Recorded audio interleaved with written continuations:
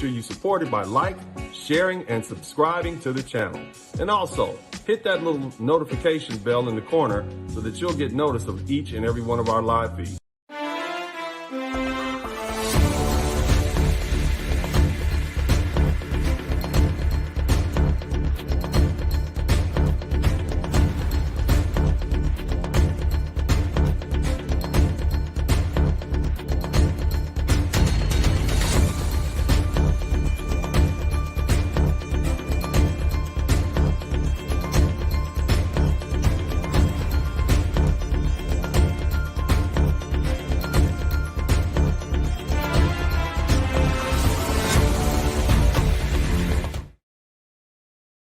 Hey, what's up, everybody? If you appreciate the format and you appreciate what we're doing here, then make sure you contribute to the Cash App, make sure you contribute to the PayPal, make sure you donate to the Super Chat.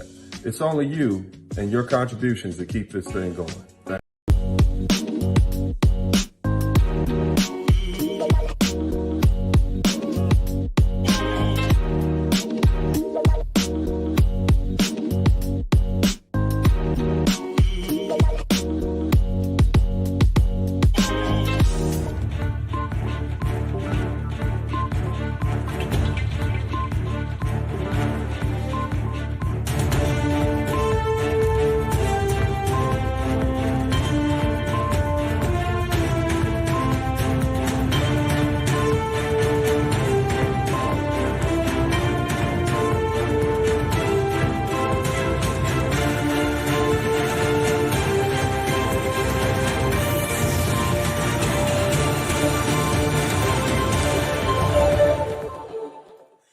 What's up, you guys? This is Dennis Sperling, and I am back again to have another one of these hot conversations that we like to have here. So unless you've been off in the wilderness somewhere with no cell phone coverage and hadn't listened to the radio, news, or anything like that, you already know that the Supreme Court, in a leaked draft opinion, has decided to overturn Roe v. Wade.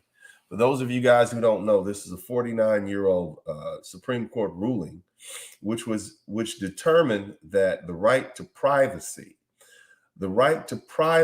allowed for individuals to have abortions. Now, here's the thing. They read that into the due process clause, which allows for a person life, liberty, and the pursuit of happiness, or life, liberty, and property, depending on what version of the Bill of Rights, the Constitution that you read. And so in that liberty section, they basically say you can't have liberty unless you have the right to do what the hell you want to do in your own house. And so in this situation, you're looking at them overturning Roe v. Wade. But see, there's so many other cases that depend on that. Many of these are rights that have been read into the Constitution. The Constitution does not give you a right to abortion. The Supreme Court, I believe it was the Warren Court, basically said, hey, you have a right to have abortions because you have a right to privacy. There's nothing that says you have a right to privacy in the Supreme Court. So here's the thing, and this is the big picture. What does this mean? What is happening now? Where are we going with this? So the Supreme Court has a conservative majority. Several of them appointed by Bush, some appointed by Donald Trump. And so because of that, what you're going to see happen over the next 20 or 30 years is you're going to see the rolling back of a lot of rights that were granted under previous administrations under the Rehnquist Court. Like gay marriage is one. You don't have the right to regulate what's in someone's bedroom. They read the right to privacy into that. Some of the other things, the they, them, this whole thing, this with the pronouns, it hadn't been codified yet. But what you're going to see is you're going to see a return to what's actually written in the Constitution, because you have a lot of constitutionalists who are on the Supreme Court, and of course they're right wing. Now we can look at the politics of this thing, but what I wanted to talk to you guys about is some of the rhetoric that I've seen on television. Some of the pundits, what they try to do is they try to put a black face on this. They're trying to say, oh, minority women will be affected the most. Shout out to my man Lucifer Ratzinger. That's what's happening, brother. Thank you so much. I always want to make sure I give a big shout out to him. It's been a great support over the last several months, almost a year now, I guess. So shout out to you. Thank you so much, brother. But back to my point. So what you have here, what you're seeing is the death of feminism. The death of feminism. Why is this happening? Well, here's why it's happening. It's happening because the feminists took it too far. Okay? That's why it's happening. The feminists have taken this too far. They have abortion was not meant to be a birth control method. Abortion was meant to be something that is used when a woman accidentally gets pregnant. Because remember, 50 years ago, marriage was up in all the communities. This is not an issue that you know, out of wedlock birth rate was something that was still relatively uncommon. And so, you know, what's happened over the past 50 years, 49 years, is that you have people who are using abortion as a birth control method. And so in the Black community alone, since 1971, when Roe v. Wade came out, or 73, I'm not sure at this point, you've had over 18 million Black babies aborted. There are more children aborted in New York than are born. So what you have is people abusing this. Now, here's another thing. The right to privacy also grants people the right to use certain birth control methods. For instance, the morning after pill, some of these other items that women use, you have that right because of the right to privacy. So what happens when you strip that right away? Well, obviously, more women get pregnant. And what happens when women get pregnant, especially out of wedlock? Well, countries that have higher birth rates typically have women who have less education. There's a correlation between women getting pregnant early in life and them having children. The more educated a female population is, the less likely that population, that's less likely those women will have children. Countries that have a lower female education rate, and this is known, this is a known quantity. It's been known since the 1970s and 80s. I remember taking a class back in 1995 called Environmental Science at Grambling State University. Shout out to my HBCU. And I remember the professor explaining to us the correlation between education and women not having children. And so this is where we are. You have women who will forego their education to have children. So what happens when now these women are forced to have children? Well, they become less educated. And so what happens when you have less educated women in the job market? Less educated women in the job market means what? Less competition for men. Less educated women in the job market competing, or men competing for those jobs.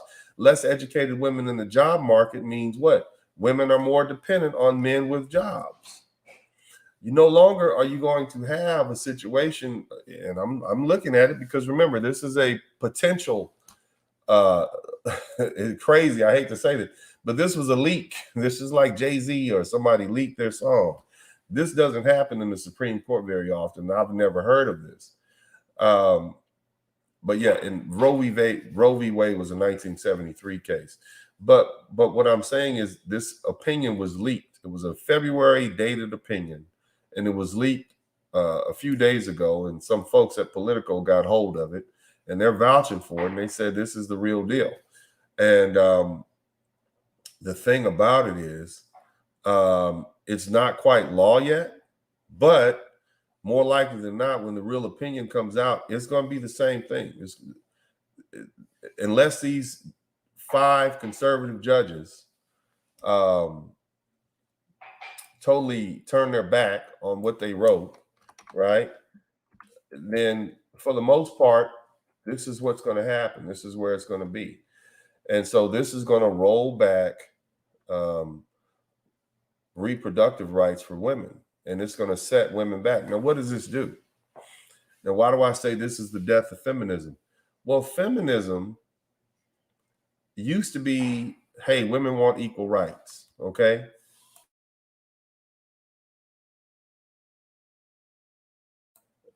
It used to be women wanted equal rights. And now you have a situation where women want superior rights. So you have women now who think that they're superior to men based on the rights that men have given them. And so what happens now when they're set back to the situation where their rights are set back to they were in the 1950s? Well, you have a shift in power. That whole source of where um you know you can't get education, you have a child, you can't abort the baby. And here's the other thing you got to understand. There are 13 states right now. As soon as this law is as soon as this judgment comes into play, as soon as it's um officially filed, I'll say, abortion is automatically illegal. And then those are called like sunset laws. They have sunset laws in place. As soon as abortion is made illegal, it's illegal here. Now, what the Supreme Court ruling actually did was it gave the power and authority to determine whether abortion is legal or illegal in the state. It gave it that right back to the states.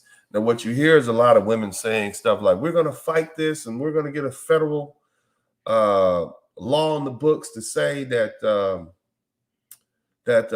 abortion is legal across the country. But in order to enact a federal law, it has to have some constitutional basis. And it has to be something like a commerce clause. It has to be some inalienable right. But the Supreme Court has already said in this ruling that there is no right to privacy. So how then do they think they can get Congress? I mean, first of all, you're going to have to get it through the House of Representatives, which they should be able to do. But then they got to get it through the Senate. And unless they're willing to do away with the filibuster, right, which is when judges, senators hold up the progress of enacting laws by talking and talking, they command the floor. Shout out to JBWR. Unless they're willing to do away with the filibuster, then it's a tool that the opposing minority party uses, whether it's Democrat or Republican. They use it to keep laws from passing that they don't like. Right now, the Senate is ruled by Republicans, and so they're not going to even let that come to floor to vote. So you got the House of Representatives, then they come up with their version of the law. They send it to the Senate. They come up with their version of the law, and then the two sides get together and come up with a remedy for this. And then they work it out amongst them, and then it goes to the president's desk. But if you're in a situation where you can't get it past the Senate in the first place, it's just dead. It's just dead in the Senate, and so it's going to be nearly impossible to get that type of law passed in the first place. And even if it is passed, somebody in Texas, Louisiana, Alabama, Arizona, Idaho is going to challenge it. And so now it's going to be contested. And so now you're in a situation where you're back in front of the same Supreme Court who already has determined that there's no right to privacy. We know it's not a Commerce Clause issue. We know it's not any of it. There is no reason why abortion should be regulated by the federal government. It should be something that should be delegated to the states, just like crime and these other things. You have federal crimes, but murder is not. There's no capital murder, a federal charge. So this all this stuff is left to the states to determine. And when we originally signed the preamble, and I know I get real professorial on this, but I trust you all's judgment, and I know you appreciate this in-depth understanding. But if the word Constitution, which is what all the states agreed to sign, if you look that word up, it means contract. So when the states originally enacted the Constitution, when they agreed to become states in the United States under this one contract, under this one Constitution, one of the catch clauses was anything that is not taken up by the federal government will be left to the states. And that's why you have theft and murder and assault and battery and these sort of things left to the states. That's why that's still there. So abortion is one of those things. And what I want you guys to understand is you have to look at abortion for what it is. Abortion, or to conduct an abortion, you're talking about a medical procedure. So let's just isolate that over here. Do you really think the government should be regulating medical procedures, or do you want the state to be regulating medical procedures? What medical procedures are allowed in this state versus what are allowed in that state?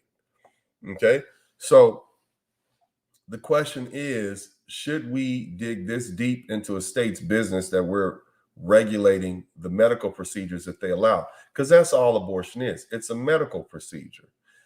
It's an outlawed medical procedure at least in some states, it's going to be an outlawed medical procedure when this ruling comes down. In the state of Texas, it's illegal to have an abortion after a certain time period. I believe it's 8 weeks, 9 weeks, 16 weeks. I'm not sure.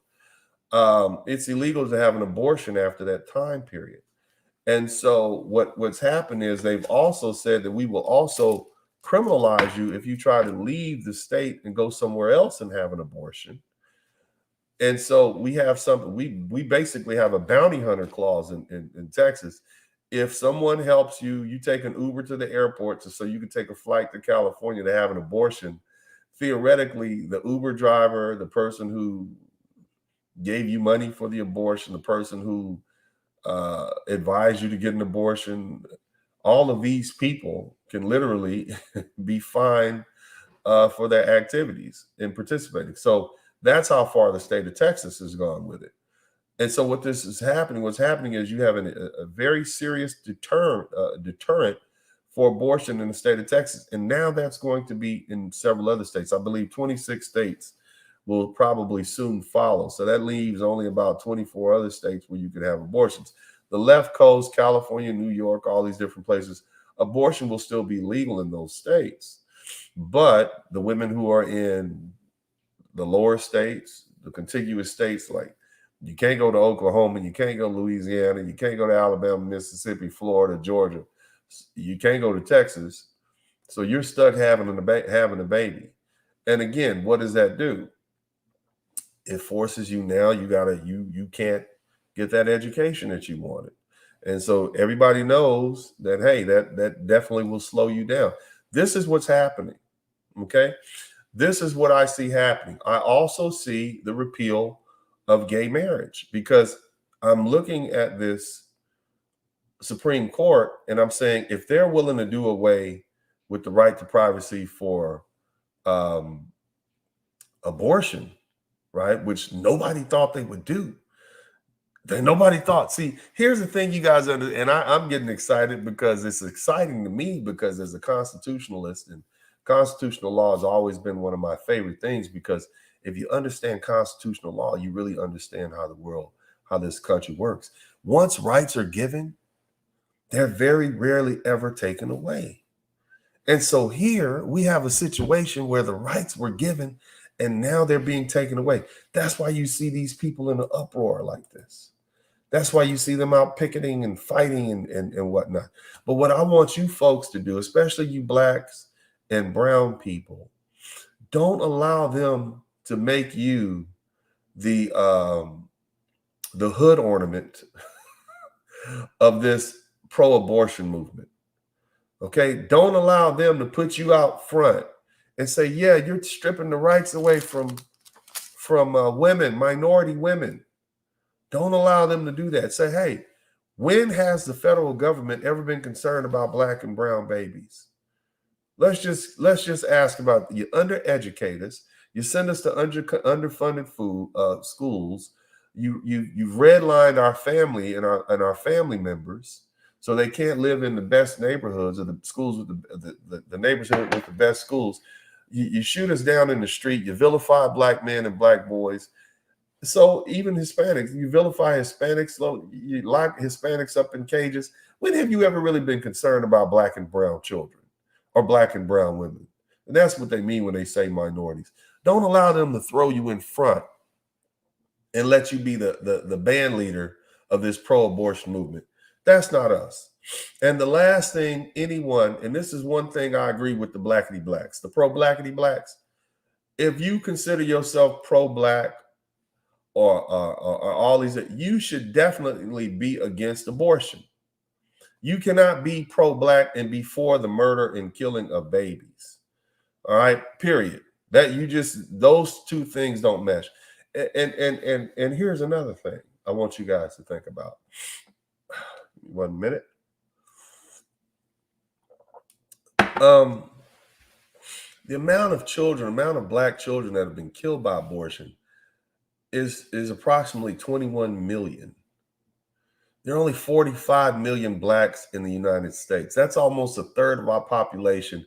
And that's not counting the children that those children would have had over the past 49 years. So look what abortion has done to us as a people. And ask yourself, is this something that is good for black people? Or is it good for brown? It's not good for anybody. We are having to import people from overseas. You wonder why you got to bring in people from, why we're begging to get immigrants from certain places? You're begging to get immigrants from Ukraine and Iraq and Afghanistan, and while we're constantly letting folks up to from the southern border, is because we have a deficit of people. Instead of making our own homegrown people, right? Instead of our American women giving birth to our own children, we got to bring other people to this country because we need to maintain the tax base. All you folks getting older, you've paid into the Social Security. You paid into that. Okay, you're paying it forward. The people who are using your Social Security right now are the people who paid into it 10, 15, 20 years ago. Your Social Security and your taxes and all that you're paying is going to support the people who can't pay for it now. So when you get to the point where you can't pay Social Security, right? Then guess what's going to happen? You're going to need somebody to come in and pay for that. Now, T. Shield says, could you stop saying black and brown because there is no black and brown. We black Americans are on our own. See, don't allow these blackity blacks on the internet, okay, to cause for you to be so black that you don't see the obvious. These folks who are out here being pro-abortion are saying minority. They're not saying black. They're not saying brown. They're saying minority. They're saying this is going to affect minority women. When they say minority women, they're not talking about just black women. They're talking about black and Hispanic women. They're not even talking about Indians. They're not talking about Arabs. They're talking about black and Hispanic. So when I'm telling you black and Hispanic women, don't allow them to make you the hood ornament of this bus, this pro-abortion, this abortion bus that they're trying to shove through, the psyche of society. I'm being exact with my terminology.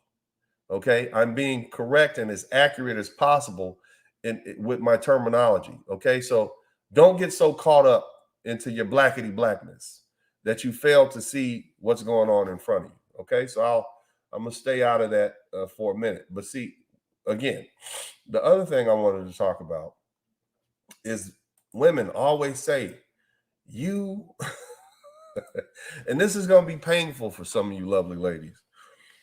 I've told you guys this before. I've told you that women are the property of the state. Didn't I tell you guys that? You guys, any of you guys who've heard me say that women belong to the state? Huh? Have you heard that? Hit the number 1 button if you've heard me say women belong to the state. Hit the number 1 button. The women belong to the state. Why? In order to lease one or purchase one, you got to go sign a contract called a marriage certificate, which says, I promise to give her half, I'm going to take care of her, I owe her fidelity, support, and assistance. And at the point where I decide I want to trade her in for a new model, I still have to pay her. I got to pay her a monthly stipend, and I have to pay for any offspring that we created. The women belong to the state, and the state will protect them. That is a double-edged sword. Because see, now what they're telling you is, yes, you belong to the state, and so do your uteruses. So when women have been saying all along, oh, you don't have a right to, to tell a woman when and where she can make a baby. Oh, yes, we do. That's what the Supreme Court just said. We have not only do we have a right, but we have a right to give that right and to take that right away. And so what you just saw the Supreme Court do is take a woman's right to decide what she can do with her body away. That's what I mean. You lovely ladies belong to the state. Now, so don't go whining and crying because now they've done something that you don't like. So you didn't have a problem with it when they treated you like you were a ward of the state and they gave you the children. They gave you the benefit of the doubt and told you would be the best parent. You didn't have a problem when the state would take money from your ex-husband or your baby daddy's salary and maybe put him in jail to make sure you got paid. You didn't have a problem when the state would give you Medicaid and Medicare and WIC and all these things and take care of you. You didn't have a problem being a ward of the state then. But now you have a problem with being a ward of the state. That's not how this is going to work. That is not how this is going to work. You are a ward of the state. Your womb belongs to the state, at least according to the Supreme Court. And you do not have a right to have an abortion. And so again, what are we looking at? Well, there's an old saying that the pendulum swings both ways. If it swings 2 or 3 feet this way, it's going to swing 2 or 3 feet back the other way. What you see now is the pendulum swinging back the other way. This is clearly an extreme measure. As I told you guys, I do not recall any other time in history, other than the Civil War, where the state allowed something to happen and then they took it back.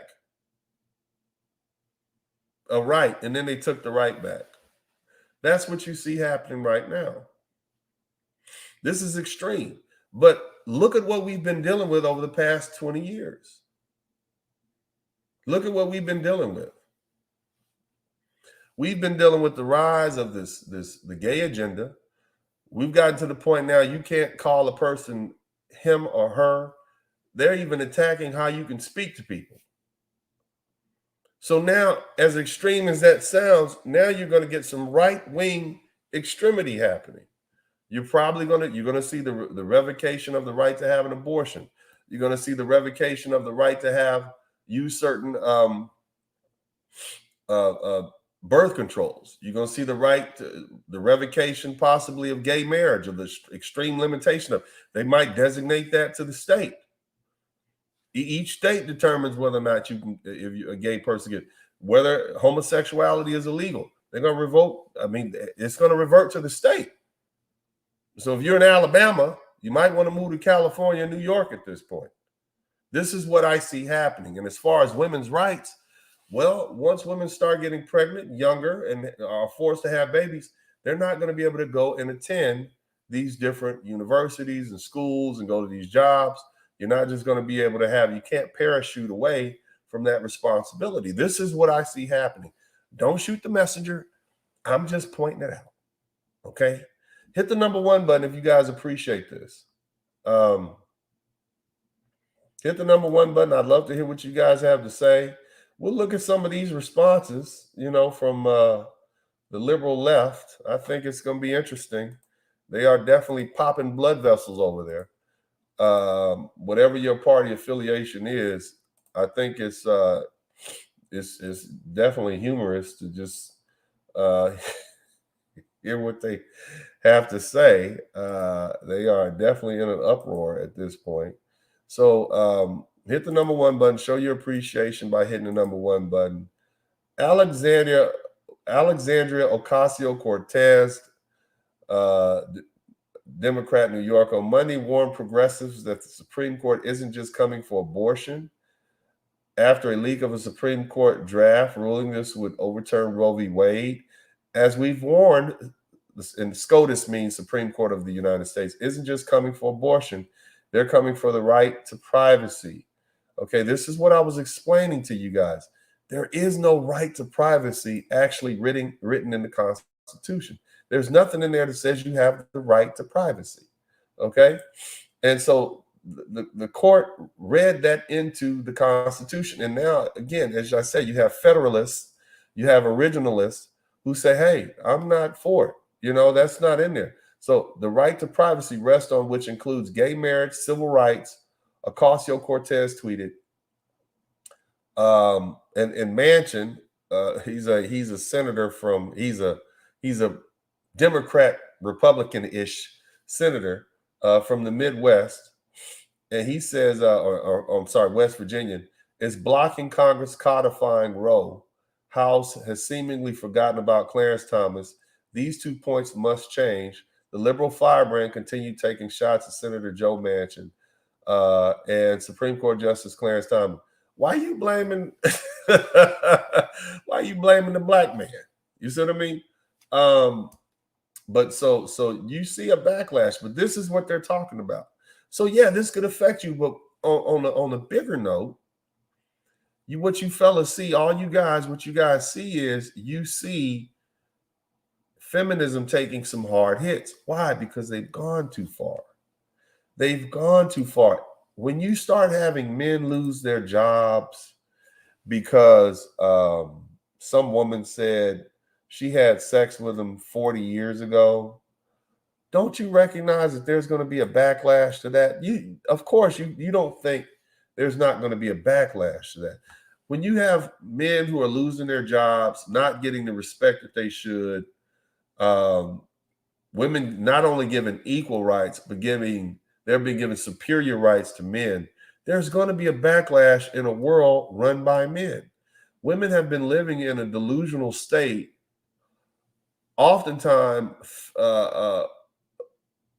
helped along by academia, which tells them all these things, basically tells them you can do no wrong, the patriarchy is evil, men are bad. This is what you're dealing with. So now what you see 10 years later, because see this, it all hit a high point during Barack Obama. Remember what he did in 2008, 2009, 2010. He ushered in all these laws. He came in as anti-gay marriage, and then by the time he finished, he had helped put that law into place. And it's just a step too far. And whatever you feel, people, live your life. I may not agree with you, your lifestyle that you choose to live, but it's legal as of right now in the United States. So live your best life. You gay, whatever you do, live your best life. Do you be happy? As long as you're not, affecting me in my life, I don't care. But the Supreme Court, on the other hand, allowed you to have that right. Same thing with abortion, because they read into the right of privacy. And we can dig into that a little bit more. I don't think you guys are truly interested in that because, this is, not this is not a law school class. But there's been so much uproar about this. My man Lucifer Ratzinger said, "You better know your place, woman." It's happening. It's happening. And this is the legacy of partly Donald Trump and the Republican Party. It's taken 50 years for them to pack the courts to finally get a court that will overturn Roe v. Wade. And if you guys remember what happened, and I want y'all to listen to this. This is a story I'm going to tell you. So Donald Trump, he got a gift from the Senate. If you guys remember, in the last couple of months of last year or so of Barack Obama's presidency, one of the Supreme Court justices died.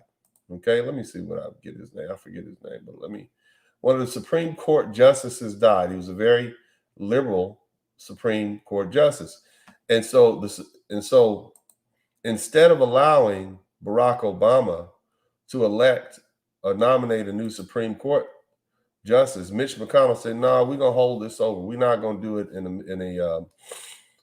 an election year." And so what happened? They held that over, and that was one. So Donald Trump got a chance to nominate one Supreme Court justice.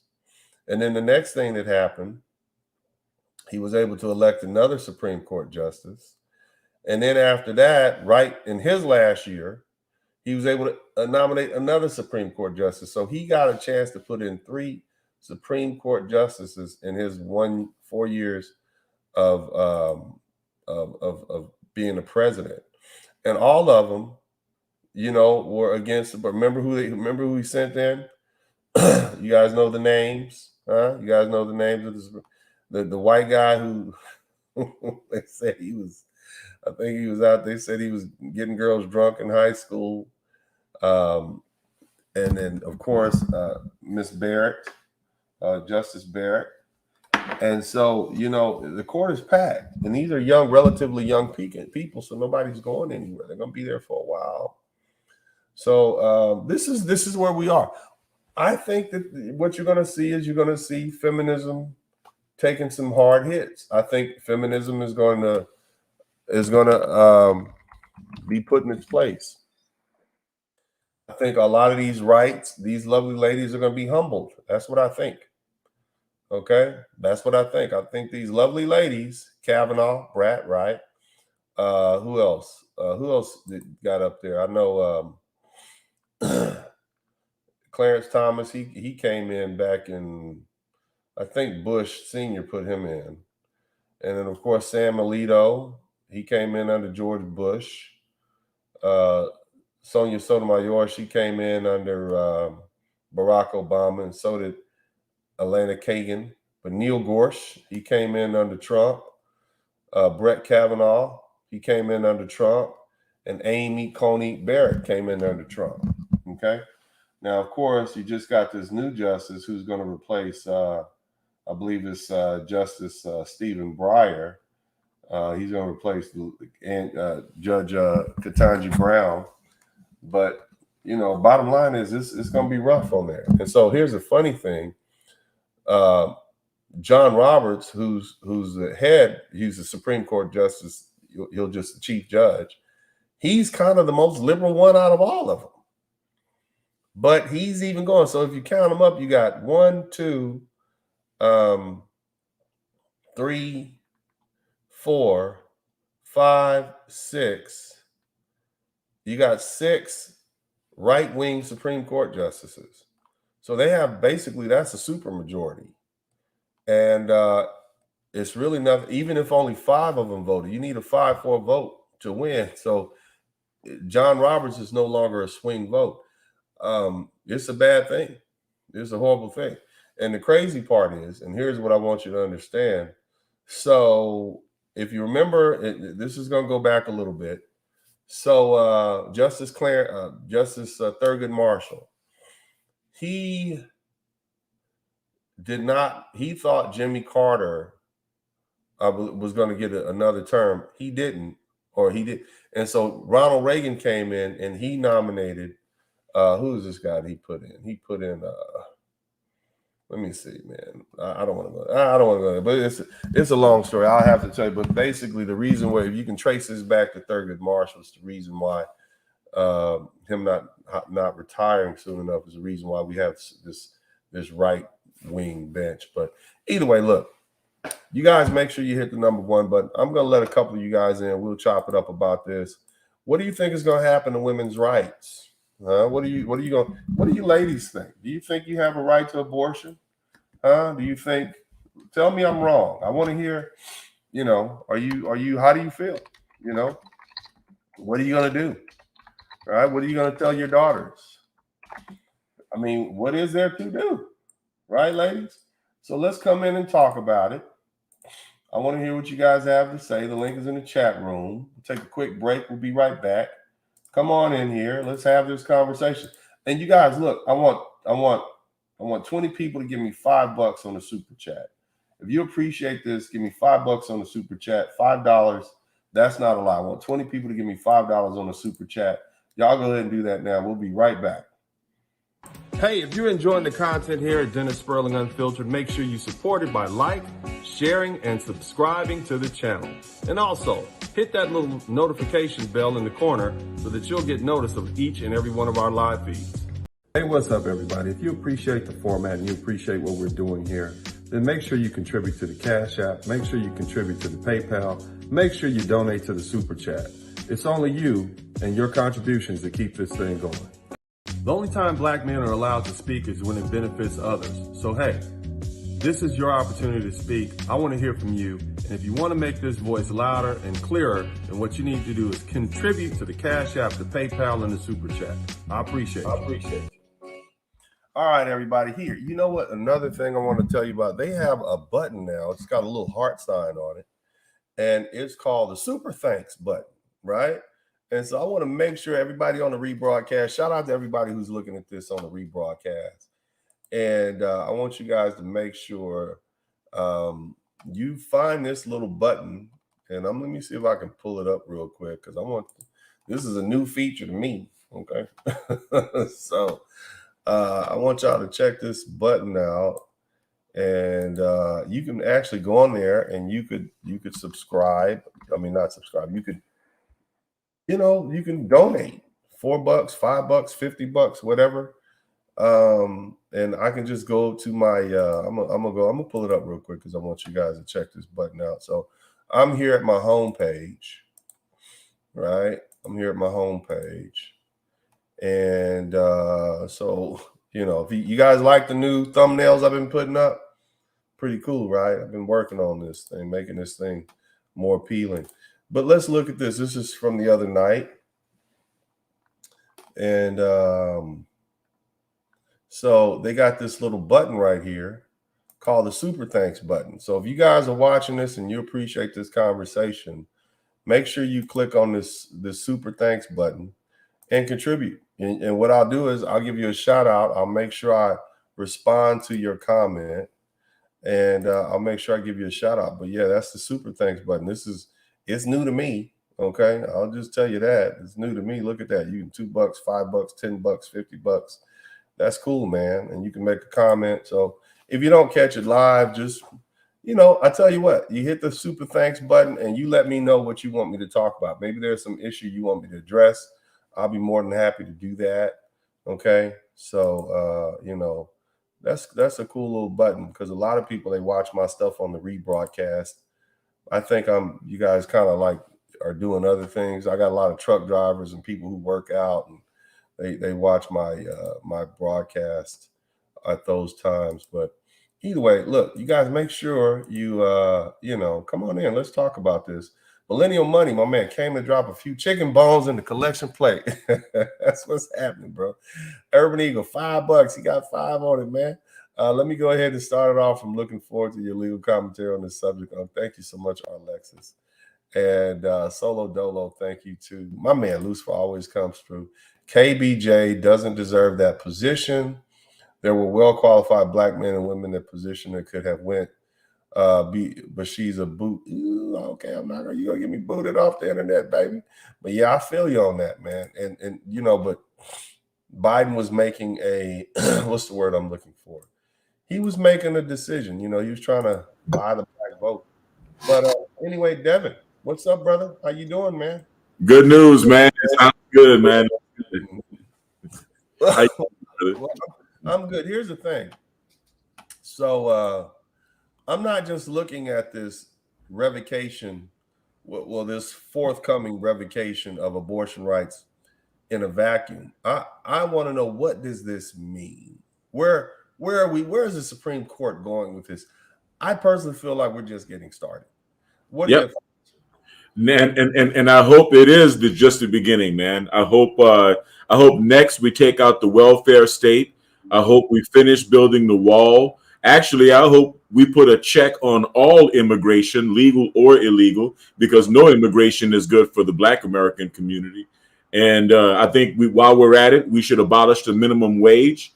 There's lots of things that we need to do while we're on this right swing of the pendulum. But and I'm looking forward to the population explosion that the abortion laws, the change in abortion laws, is going to bring. Don't you think? But what do you say? And I'm gonna be the devil's advocate here. What do you say to women who say, "But you don't have a right to tell me as a woman, not me, right? But you don't have a right to tell a woman what to do with her body." What are your response to that? Well, technically, we should say follow the science, because it's not just your body, right? It's your body plus another human being that happens to be inside of your body. There's a distinction. It's not a part of your body. It's inside your body. But it's still her body that's holding that other human being. So how can we, as I mean, do we? How far do we want the government to go in regulating what our doctors can and can't do? This I'm just asking the questions. Well, I don't know if it's really the government saying what the doctors can or can't do. It's just the fact that the federal government is not legally protecting it. Like you said before, man, at the end of the day, it is still a states' rights issue. And the laws in certain states, California is not going to change. People are going to still be getting abortions in California. Okay. Well, I mean, but philosophically speaking, and here's something else I want you guys. I'm gonna put myself back on the big screen for a minute. All you simps out there, all you simps, fall back. Okay? It's not your fight. What's going to happen is these lovely ladies are going to scream and holler. And I'm not just talking about the lovely ladies of any one community. These lovely ladies are going to scream and holler. And they're going to say how their rights are being taken back by the patriarchy. And they're going to say stuff like, you men need to stand up for us. You men need to jump out there in the front lines. I want you to remember all the times these lovely ladies have told you they are strong, independent, and don't need a man. I want you to remember all the times that these women, these feminists, have taken your jobs, have made you feel inadequate as a man. You blue collar guys, plumbers, electricians, airplane repairmen, truck drivers. Remember each and every time these women have told you you're not a real man because you only make a certain amount of money every month. Remember that. What I don't want you guys to do is get caught up in this rhetoric and go out there and be the frontline soldiers for this fight. These women said they don't need men. Well, okay, this is a fight between you and the government. You said the future is female.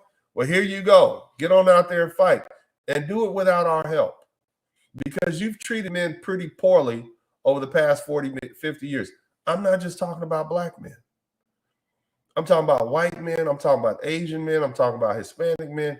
American women have treated us pretty damn bad. Look at the television shows. Look how fatherhood is and manhood is treated as though it's unnecessary, as though it's a luxury. Remember that when they ask you to step out front and take the charge and the lead, you don't need us, sweetness. This is between you and your government.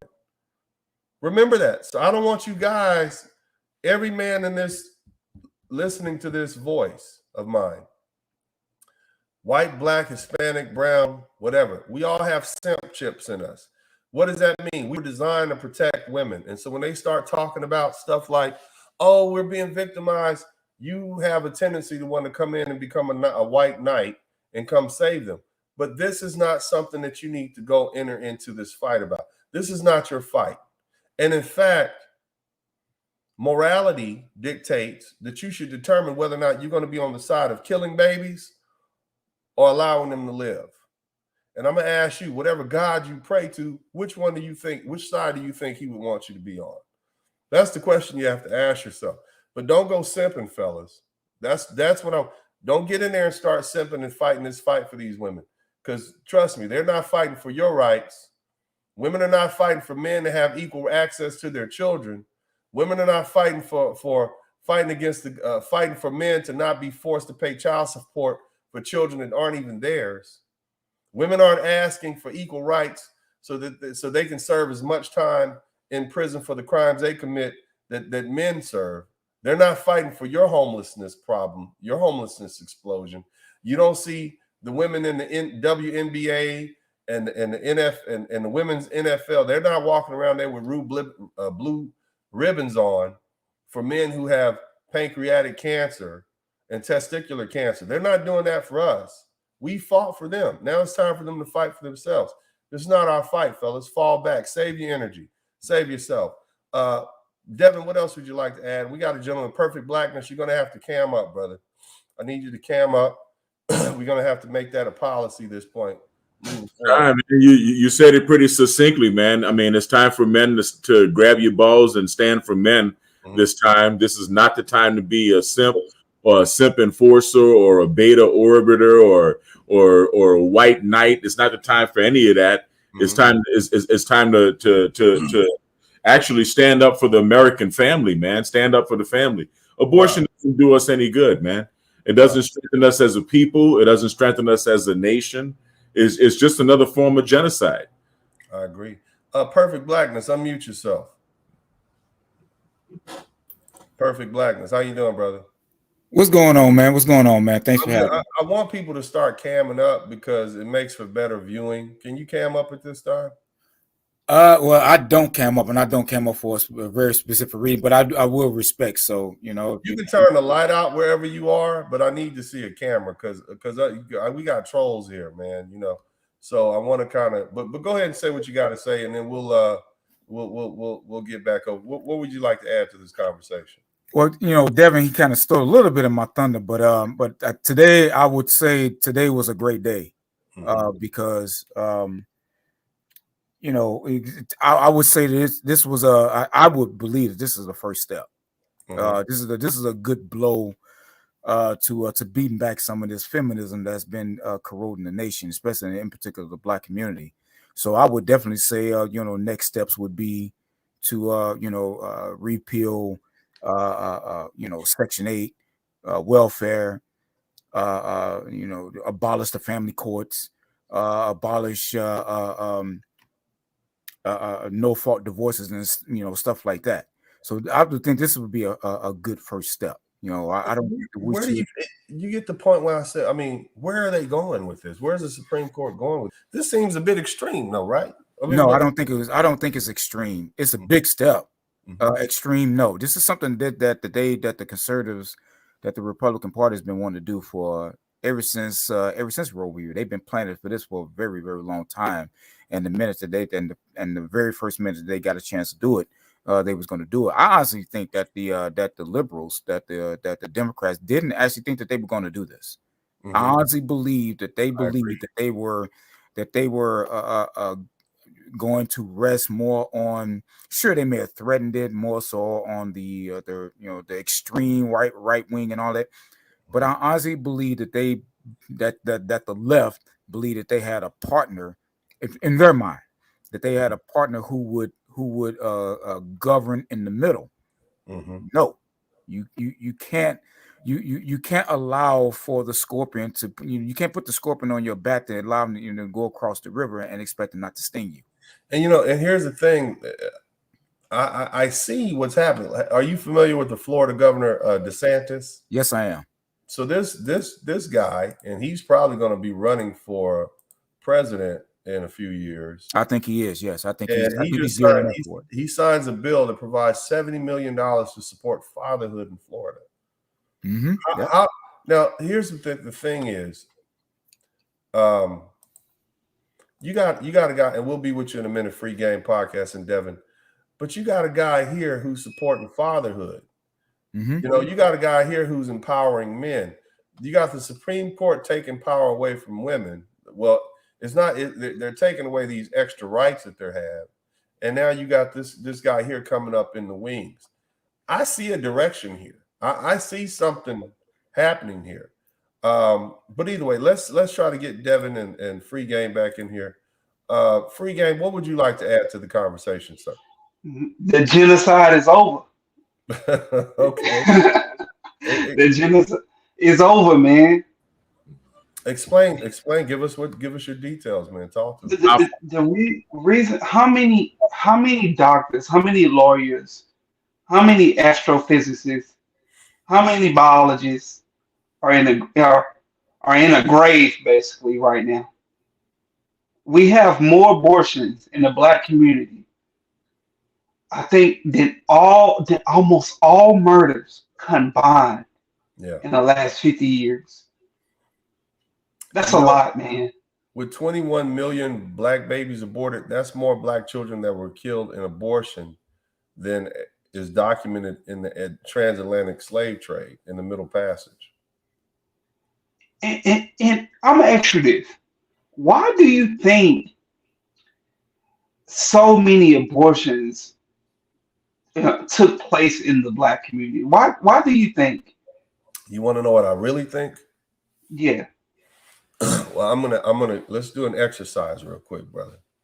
Hmm. How many black women do you know have aborted unborn children of multimillionaires? Not many. Not none. And why is that? Because the man can provide. Okay. And so if that man can provide because he's rich, right? Hmm. Mm-hmm. So that means in that woman's mind, he's desirable, right? She wants to have his baby. She benefits from that, right? Hmm. Okay. So in the inverse, if a group of women have aborted more children than every other group of women in that region or that area, what does that tell you about their perception of those men? They not. They not. They can't. They can't financially provide or maintain a household. So they're what? Less what? Desirable. Desire. Yeah. So each and every time these women have an abortion, they're not aborting multimillionaires' children, the children of multimillionaires. They're aborting black children from black men who they find less desirable. Now let me add a little crinkle in here for you. I don't often hear of black women aborting children sired to them by white men. Do you hear that? No. Not at all. No. So what does that tell you? They're more desirable. So you've answered your question. So each and every time an abortion happens, a black man's child is killed, it's almost a slap in the face and disrespect. So why should we as black men support this abomination, this genocide of black children? Why should we do that? We shouldn't. We got to take responsibility and do what we got to do to put our families in a better position. Yeah. And so do you get the point when I made earlier that these women belong to the state? The state takes good care of them. Hmm. But in exchange, now the state is expecting something from them. You're going to make more babies. That's what I see happening. You see? Yeah, and so they don't like that. They're okay with the state forcing men to pay child support. They're okay with the state giving them welfare and housing vouchers and Section 8 and WIC cards. They're okay with that, but they don't want the state telling them what to do with their bodies. The state tells you where to live. The state tells you what you can eat. The state tells you what school you can go to. And so now you don't want the state telling you what to do when the state wants you to do something that benefits the state. We need more workers. We need more soldiers. We need more everything. We need more people to fill these spots, and we need more taxpayers. So you're going to do what we say do. This is not your fight, bro. Let them fight. They're strong, independent. Let them keep what you young brothers say. Let them keep that same energy that they have for us. Let them fight with the state about this. It's not my problem. Black men aren't even 51% of black men don't even have children. Damn. And aren't married. 31% of black men are married and have children. So what does that mean? That means you got 72% of black men who are off the board. It's 18% of black men reproducing these children, and that 1.2 million white and Hispanic men that are getting the 80% of black women pregnant. This is not our fight. This is not our issue. This is their issue. Every time I bring a woman on here and she talks about how many children she hasn't had, what you hear me ask them is, well, how many abortions you have you had? Ooh. And each and every time, oh, I had one, I had two. You see, so they live and die by that. They are having abortions as a means of birth control, not for accidents. They're using it as a means of convenience because they don't want to inconvenience their life, and they'll murder your child for that. That's what's up, Free Game Podcast. So I look at it from a moral perspective. I don't want to be the person When I meet my maker, I don't want to be somebody who say, yeah, I supported the killing of babies. Because let me tell you something, depending on how religious you are, them babies are going to be there looking at you. Children that you aborted, all you ladies listening to me, those children that you aborted, those souls, they're going to be right there looking at you in heaven or hell or whatever you believe in. And they're going to ask you, Mommy, why did you kill me? That's what you're going to have to deal with through eternity. So I want you to think about that. That's why they call you the Blizzard King, huh? Amen. All right. Well, you cold with it. I think that's what's necessary these days, man. You know, I think that's necessary. Yeah, man. Yeah. But what else would you like to add? Then we're going to go to Project 8020, and then we're going to go back to Devin. Hey, that's it, man. I just hollering at you. Hey, thanks for the ad. Yes, sir, man. Thank you. And shout out to everybody. I'm at 21,000 subscribers. Big shout out to you guys for, I don't know what happened. I guess you guys, you know, you like the thumbnails, right? You know what I mean? So, no, but big shout out to MTR, lead attorney, and Kevin Samuels, man. They when we was having dinner in New York, man, they said, you got to stop it. All the rapping and all that, man, get out of that. You know, just give them what they, you know. I'm like, all right. You know, I was having me a drink, you know. Y'all never hung out with me, man. When Uncle D is on that sauce, man, I'm a whole different person. I get a little loud and ghetto. The hood comes out of me, man. They was looking at me like, you need to calm down. Sir, you embarrassing us. I'm like, all right, my bad. But anyway, Project 8020, man, my man Alvin, you back, bro. So he's snatching these rights away, man, one at a time. This is a big one, man. This is like taking a left leg from him. What are your thoughts on this, man? Man, I mean, we knew it was coming, right? It was on the horizon. I think those that are into the law and civics and so on kind of knew that this was coming. I've never seen rights like this taken away either. and you know, just like I think a lot of men, you know, I nodded my head and I went along for the longest time, right? Sure, right. Women's rights, absolutely. Sure, yeah, it's your right to do whatever. Absolutely, hands off. Absolutely. And I fell in line for a long time. And then when I told you recently I stumbled onto the statistic about how many baby deletions there were. And then how many more were disproportionately done by the lovely ladies that look like us. Right. And I did the math, and it turns out that African American women are 2.5 times more likely to have one.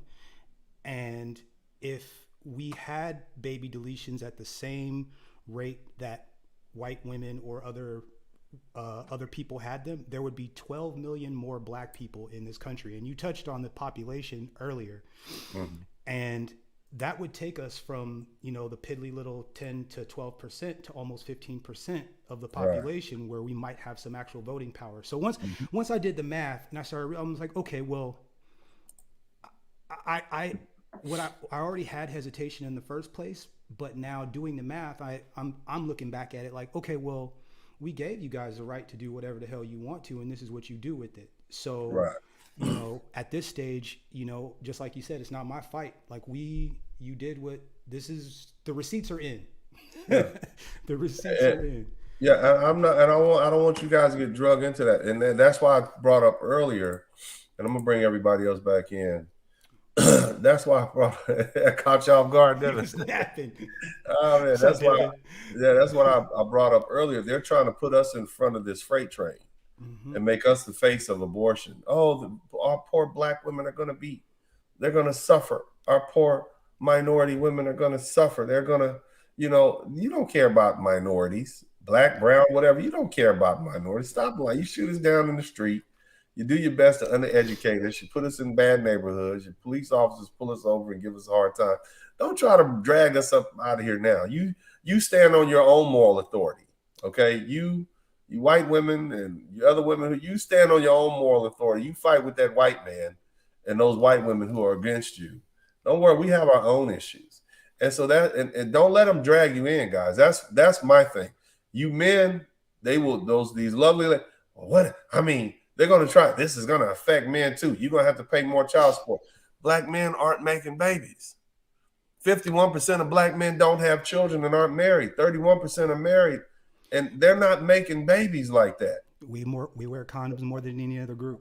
Yeah, it's not us. This is your fight. It's between you and that 18% of men that got you pregnant. This is y'all's problem, not ours.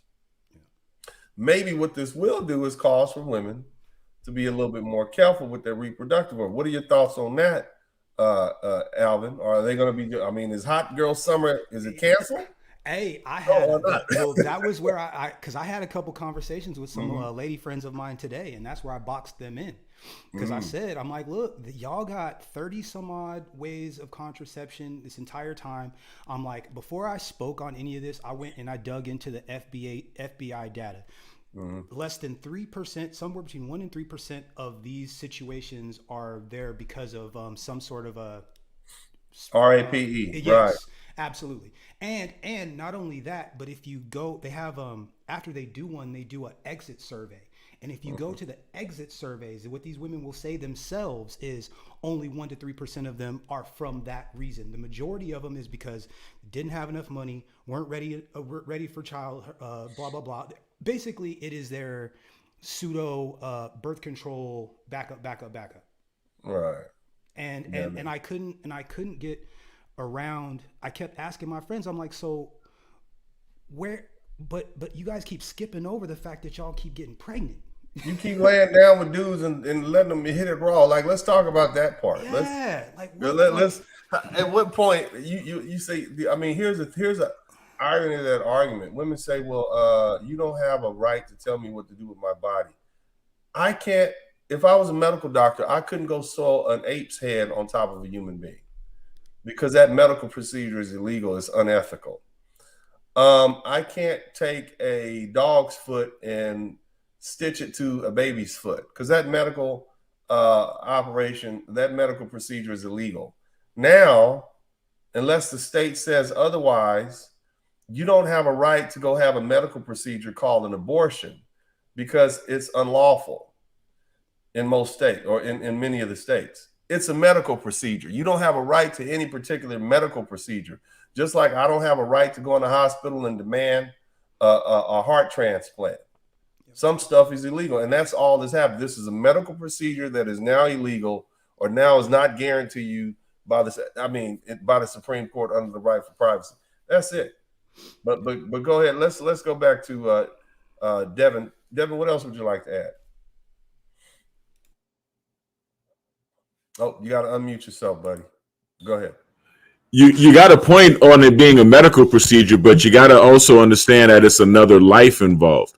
In the short term, I'm looking forward to the population explosion. Okay, and that's what's going to happen on the short term, and then it's going to take a long time before the ladies start getting a little bit more discernment about who they lay down with, and maybe swag is not going to have quite so much of an important role to play in their selection for a mate.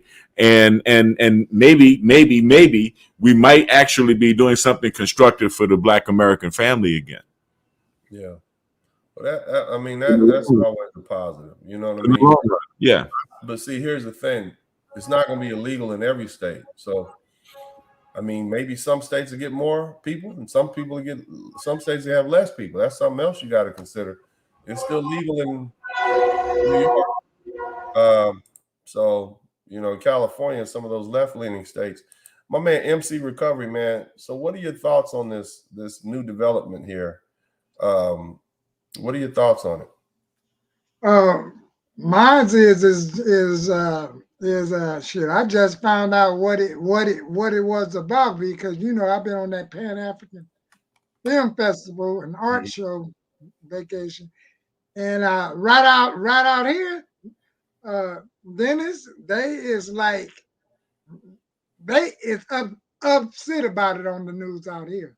And just so people know, he's in Los Angeles, California. So yeah, they're gonna be upset out there. Go ahead. Yeah. So it's like the best thing I see is what Devin say. This may, I hope and pray that it gets to the point where they gonna come to their senses and marry before they carry. And because if we do that barnyard stuff, that can be dangerous. So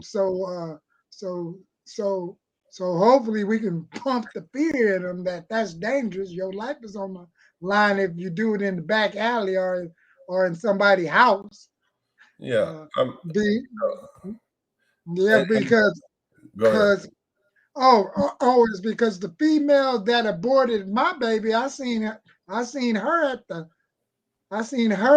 at a comedy show, but the look in her eyes was like, damn, I fucked up. Yeah. Because she shows the military person because that's money. How did it make you feel? I mean, and here's another thing. This is something we never consider. How does the father feel when a woman aborts his child and he knows that she was pregnant? How did that make you feel knowing that you could have had a child in this world that was aborted? Well, that made me feel empty. So it's like damn, I'm gonna still be the statistic of one of these fathers, one of these men that's not gonna have a child. But thank God I got a son now, and but when I got the news, it wasn't like I got the news that she's pregnant. I got the news. Shit, I had an abortion. Wow. And then I just had a feeling that it wasn't yours. And I'm, because she's already was messing with someone. So one part I just had to look at the part that I played too. So yeah. All right, I appreciate it, MC Recovery. Let's go back to Perfect Blackness. But before we do that, you guys hit the #1 button. And look, I need 20 people. We got like 5 people that gave $5. I need 20 people to put $5 in the super chat. Go ahead and do that now. $5 in the super chat. Put 5 on it. Show your appreciation for what we're doing. Perfect Blackness.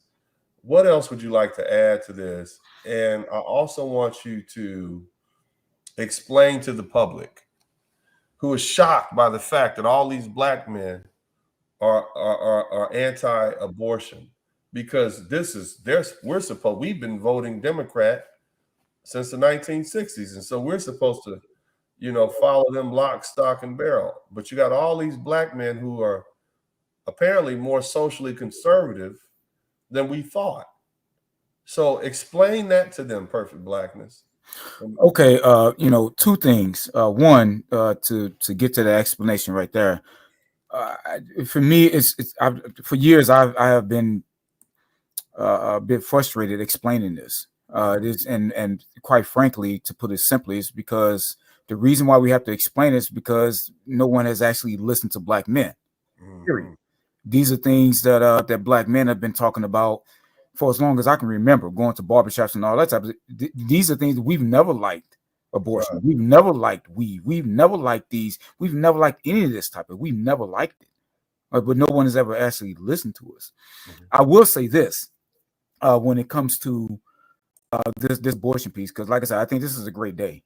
All right, this is a really great day. But I think, and I say this because I've been behind closed doors, behind several people who are in who wield the levels of power, and I got a good idea of what they say. Okay, and one in particular in these liberal states, I'm here in Chicago and Illinois, California. Look for at least in the immediate sense, a lot of states like Illinois, like California. I know here in Illinois they're already talking about it. That the child support hustle is going to get extremely hard, at least in the immediate sense, after a ruling like this, because that's what they're going to do, because they don't like it. I'm telling you that right now. And I will say this also, because again, this is what I've been told from what I've conversations that I've been privy to. The black manosphere, or at least this space here, they listen to this. Yeah. Particularly the white, they listen to this. I was going to talk about that later, but go ahead, brother. They listen to this. They hear this. And a lot of things that we are saying, they actually want. Now, I've had my debates with them. Like, wait a minute, you hold the levels of power. Why can't you do? But that's a different discussion. They listen to this and they like everything that we're saying. So a lot of the like the Florida governor, and it's going to be some other male governors that's going to be following suit. They are listening. They're getting these talking points from this space here, and they're exporting it there. Of course, they're not going to give credit to that, but that's what's happening.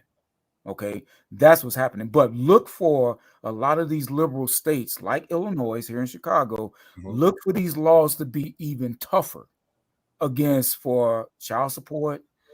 Look for a lot of stuff, notwithstanding notwithstanding the trial that's going on here with the celebrity. A lot of these laws are going to get real tough, especially in particular in these liberal states, because they feel the need to push back against that. They're going to feel the need to do it, and they're going to be passing these laws. So in the immediate sense, I'm telling you right now, it's going to get tougher. But this is a great day. This is the absolute great day, because a lot of this stuff is going to start to matriculate into even in liberal states. And as more and more black men, and not in particular black men, get their voice and start to really push it, black women eventually, I'm not saying now, eventually, at least there will be a critical mass of black women getting in line. But it has to get worse before it gets better. Yeah, it's going to get worse before it gets better because of this ruling here, or the ruling that's getting ready to come out. With this leak, it's going to get worse before it gets better, but it has to. It has to. Because for men like us, it really doesn't affect us. Now, I'm a married man. I mean, right. I don't have a whole bunch of babies out there, but it will start to affect a lot of men that's out there, a lot of black men that's out there. And these are conversations that I've heard myself, that I've been a part of myself. And I've heard it. I'm telling you right now, it is not going to be easy in these liberal states. They are going to push back, and they're going to push back with a fear, with a vengeance. I promise. So you think the ladies are going to push back, or what do you think? Tell me what you think. Particularly in these liberal states, absolutely. Boy, they will a lot of power. Absolutely, they're going to do it. I don't think they're going to be able to do anything unless men get behind them.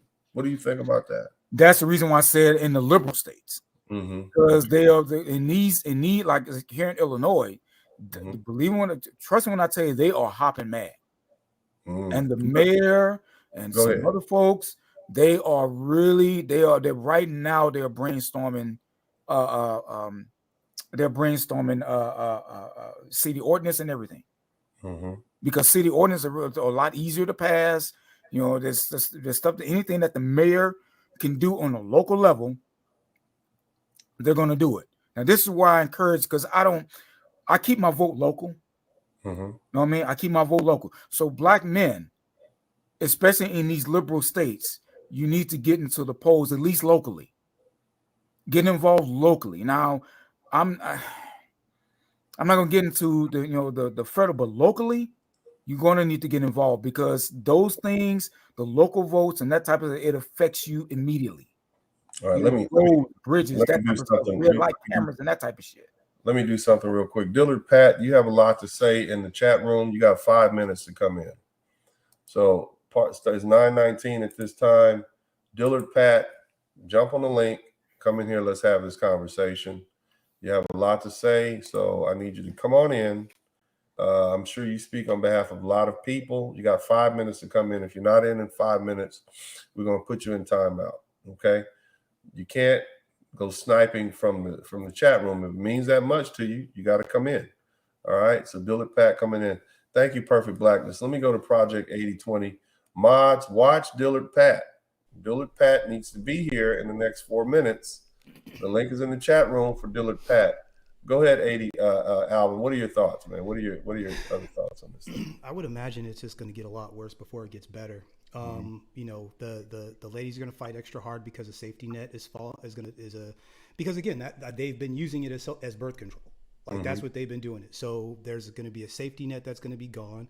I would imagine that some ladies are going to get caught up not realizing how difficult it is to deal with that. And before it gets on to the rest of the population of women, I would imagine some time will have passed. I would imagine there's a lot of illegitimate children and single mothers out there that really haven't like hit the system like we know they're going to hit the system. And so I think it's unfortunately going to get worse before it gets better. And I don't necessarily think that there's going to be any changes in behavior, unfortunately. I mean, I would love to say that there would be, but until some of the lovely ladies really have to deal with some hardship for real, like real hardship for real, which the state is trying its best not to let happen, I don't think there's going to be any the change thing in is, behavior. man, if you look at it, these liberal states are broke. They're You got running all off the rich people. Look at California. California, where I live. Look at Illinois. Look at New York. Even like people are running away from those places. They are running off people are leaving to Texas and Florida from California like crazy. And those that that don't want to go to those flaming hot states, they go to Colorado. Right. And everyone from all of those states complain all the time about Californians coming to their state with their crap. Yeah. Yeah.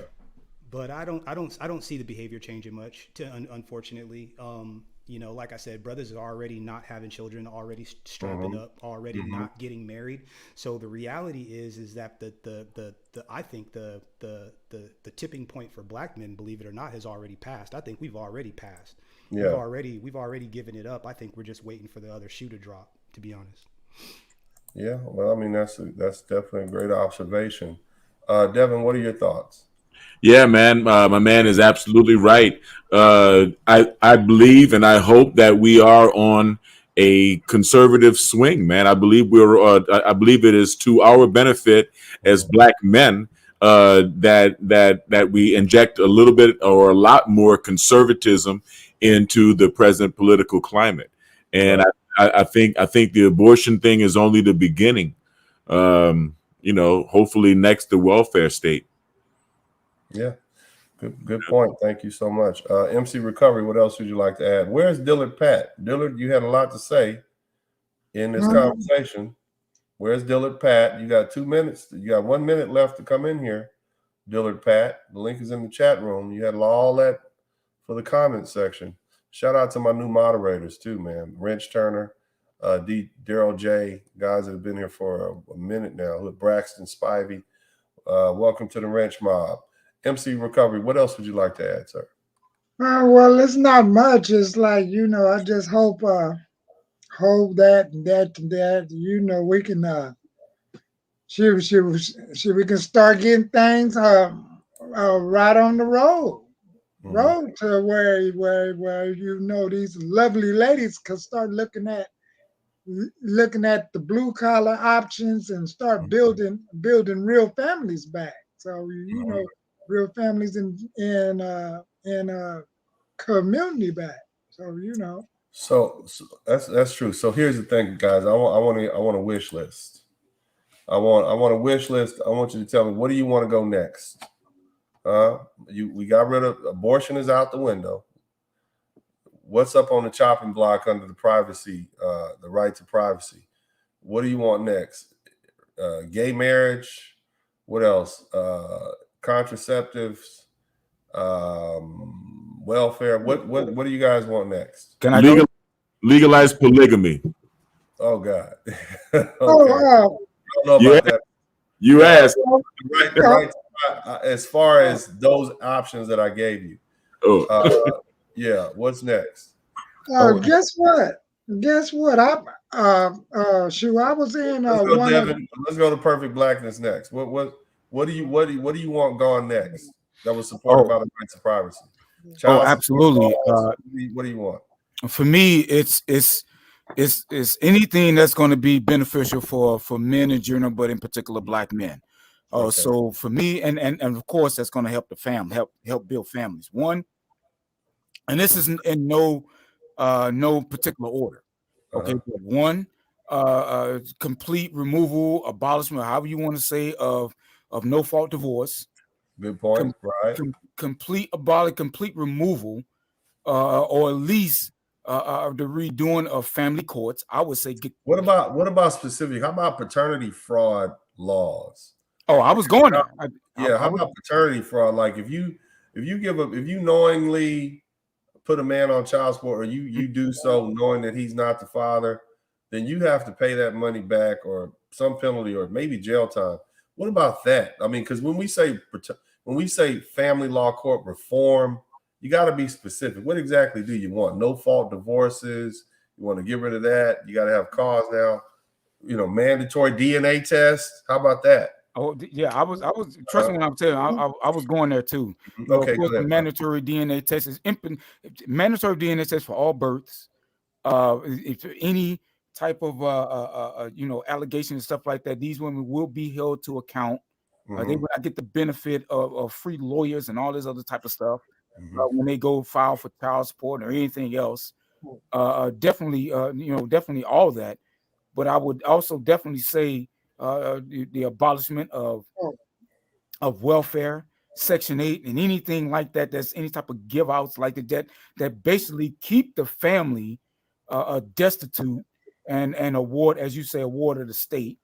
Definitely, we have to start holding mothers accountable for false and fraudulent paternity for fathers and all of that.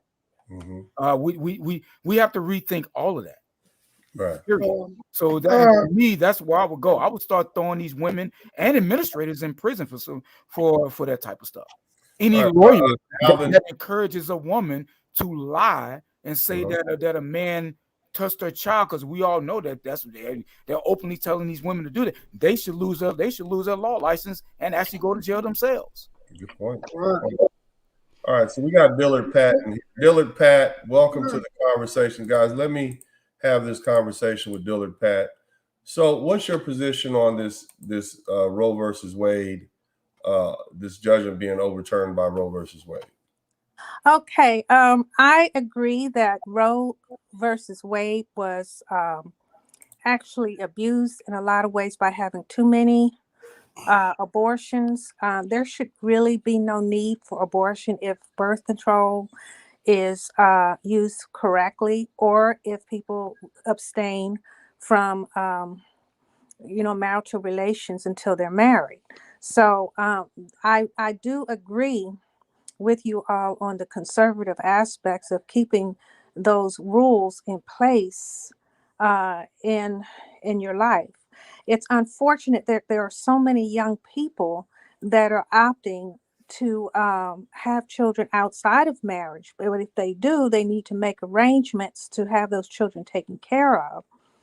And what I was basically kind of fussing about in the chat was that a lot of men are asking for women not to be able to even have child support, no help from the government, and all that sort of thing. And I don't agree with that, because there's a lot of women who were subjected to abuse and they had children with the men they were abused by. So there has to be some form of protection for them. So I know, you all are men that do not do this to women. You have a more responsible life, but apparently there must be a large scale of systematic situations against women that leaves them unprotected. And women don't get paid as much as men when they have jobs and everything. And they are making women go out and work if they want any help from the state. They're only allowed to have like welfare up to 2 children, maybe 3, and then they don't get it anymore. Somebody else has to, do the Okay, so so they get more. It's wrong, but okay, so you made a couple of points there I want to address. First, okay. you address the point of abuse, and just so you know, I want you to know you're live. Everybody can see you. This is going to be on a rebroadcast. We have your permission to be your image, your voice, because we're going to have this debate, and I want people to learn from it, right? So we got your permission. Okay. So here's the thing. You say that there are a lot of women who are having children out of wedlock. And then you say that they're not able to get any help. Why should the state help women who've had children out of wedlock? Because they're not being supported by the men that gave them those kids. But why is that the state's responsibility? Well, I don't know. Somebody's got to help with the children. It's the children I care about, not so much as grown people. who are supposed to take care of themselves. I get that, but when you say the state is funded by other taxpayers. That's correct. Mm-hmm. So my money that I could use for my own household and my own children and my own business and my own life has to go to help pay for somebody else and the children that they created with another person Mm-hmm. who they were not married to at the time. Is that fair to me as a taxpayer? No, but it's also not fair that the men and women are not in a position to take care of their children when they have them. So what's the answer to that? Do they need to go ahead and just eliminate the children? The answer is for them not to have children if they can't afford to take care of them. Isn't that a That's better correct. answer? So that's why they should either So- not have relations or use birth control. Okay, so let's go back to that. So if it was their responsibility not to have children and they had those children, it's still their responsibility to take care of those children, correct? I agree. Mm-hmm. So I'm gonna go back to you then. If it's their responsibility to have those children, why should the state help take care of those children if it's their responsibility? Well, as long as they have job or somebody or the other parent is taking care of the children, it shouldn't be necessary. Okay, but see, you're not. The question is, well, we've agreed that it's not my responsibility as a taxpayer to take care of somebody else's kids, right? We agree to that, right? Sure. Okay, and we also agree that the people who have these children, whether it's out of wedlock or marriage, they're responsible for taking care of those kids, right? That's correct. So if a woman has a child with a man who disappears or doesn't help her take care of him, it's her responsibility. Is that correct? For the time being, until she finds the man that's responsible for her having the child. But it would seem to me, So if what you're with a you're man saying is that's it's not her supporting your responsibility to take, children, ma'am, it's her responsibility to take care of the child, correct? not just hers. But she had sex with a man, got pregnant by him, and allowed that man to impregnate her, and now he's disappeared. That's correct. So is it his responsibility and her responsibility, or is it our responsibility to take care of that child? It's both of their responsibility. Okay, in my so now opinion. she's disappeared. Now he's disappeared. Whose responsibility is it to take care of this child? If he's not there, he's gone. I guess the one parent that's there with the It's child. her responsibility, correct? So you don't want to help this woman? It's who's not stuck about with what a I child want to do. I'm establishing that it is not my responsibility to take care of this woman's child. Now let's back up a little bit. Sure. If she allowed herself to get pregnant, she volunteered to have sex with this man. She got pregnant by this man. Whose responsibility is that? Both of theirs still. Did he force himself on her? No, but why should she be the only one responsible, though? Because He can just disappear and walk away. Because women allow access to their bodies for sex. And The so men therefore still provide the seed for the baby, though. Ma'am, the seed would not be able to get her pregnant if she didn't open the door and let him in and impregnate her. So who's responsible for that? I still say both. But ma'am, here's I get what you're saying, but who's ultimately, what I'm trying to get at is, are you saying that this man who got this woman pregnant is as responsible for this child as the woman who allowed herself to get pregnant by this man? Yes. Okay, well then he's not around, so she's responsible. It's not my fault. Well, it's true. And there are women who leave their kids and leave them with a man. So Right, I don't think that's right either way. Okay, Absolutely not. and we're getting to the point where we're trying to go here. If a woman knows that this man can leave her and she'll be stuck with this child, isn't she at least responsible for that bad decision? Of course. Okay, so but she shouldn't be stuck with no help. Who's supposed to help her? Whoever can. Why? Okay, well, there are a lot of people who are a lot more who need help. Are we supposed to help everybody? Well, I would like to think my tax dollars go to helping people instead of going into people's pockets just to make them more rich. Okay, but that's just my. I don't understand what you mean by making people's pockets more rich. I don't understand that. But well, what the I do politicians understand is are very wealthy. Okay, but the politicians are receiving a salary. It's a set salary. I'm talking about the hundreds of thousands and tens of thousands and millions of dollars that other taxpayers pay in their hard-earned tax money. And then it goes to support people who've had children outside of wedlock through these social programs, these social funding, and they're continuing, and that gives them incentive to continue having children out of wedlock because they know there's that safety net there for them. Is that fair to the rest of us taxpayers? No, but neither is paying for a war. Okay, well, I don't want to talk about war, just like I don't want to talk about building roads and transportation and Sure. paying for the military and those things. I want to talk about specifically this. Now, you mentioned something else. You said that these women who are abused, and let me correct me if I want to be correct and accurate with a summation of your statement. But you saying some of these women are they're having children by men that abuse them. Can you explain what you mean by that? Well, it happens that way on a lot of occasions because I used to volunteer at the Battered Women's Center Okay. So here. these abused women are having children. These abused women are having children by their abusers. Yes, and they can't get away because the children are there and they have to help take care of those children. They decide to be with that man voluntarily? Yes, but a lot of times So why is it our fault if they got in a relationship that was abusive? Well, I think society ought to help people who are in trouble.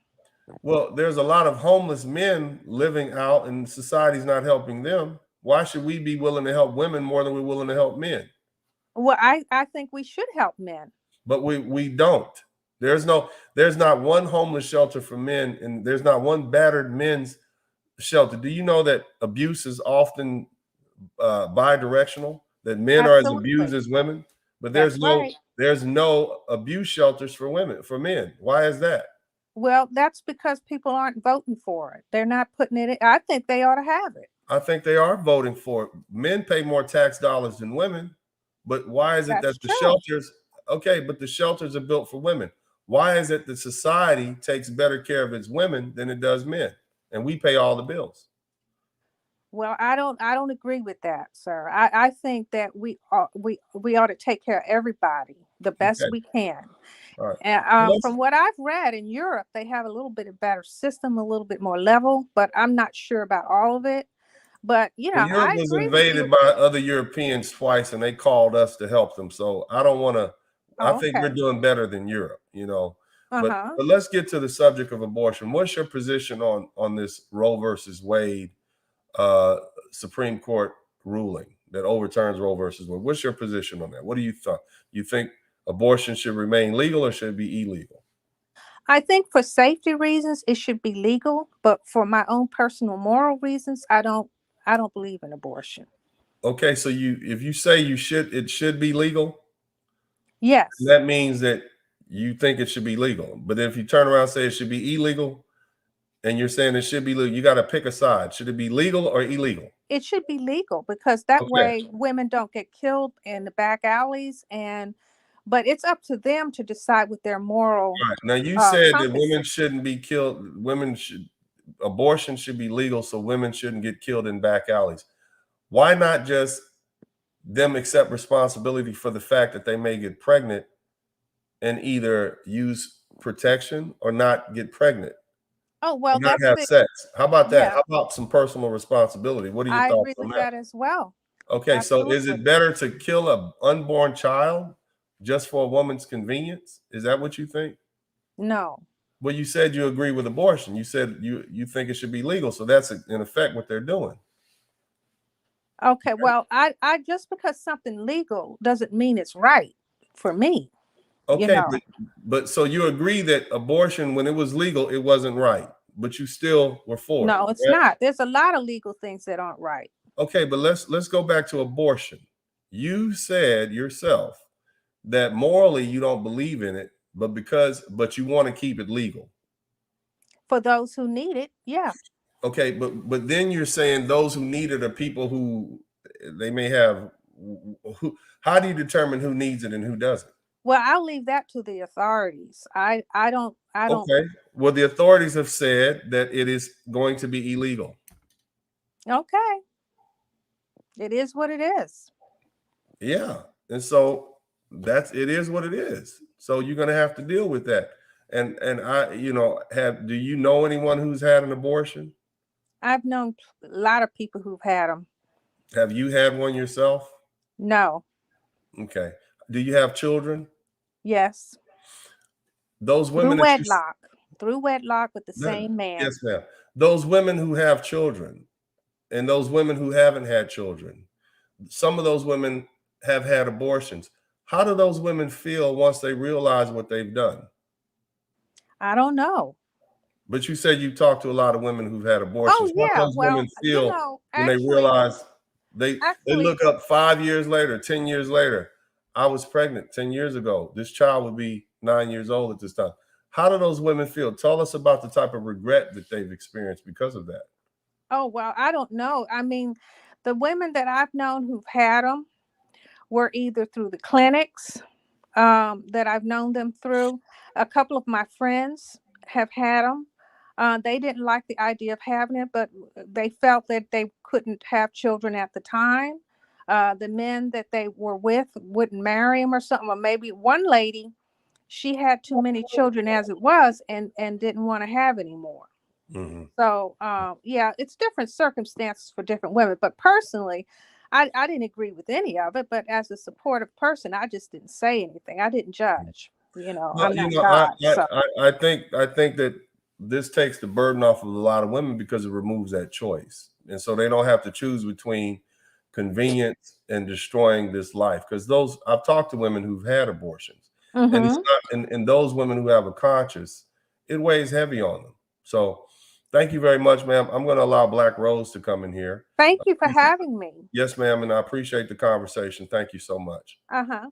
It weighs heavy on them. So, Black Rose, how are you? I'm going to allow Black Rose to come in here. Thank you for having me. All right. Yes, ma'am. You're going to have to, Black Rose, you're going to have to delete, you mute your sound, please. I can hear you in the background. Thank you for having me. Hello? Yes, ma'am. Welcome to the broadcast. What are your thoughts on this Roe versus Wade being overturned? Hi, Dennis. I think that it should still be legal for abortion. So, and what do you base that on?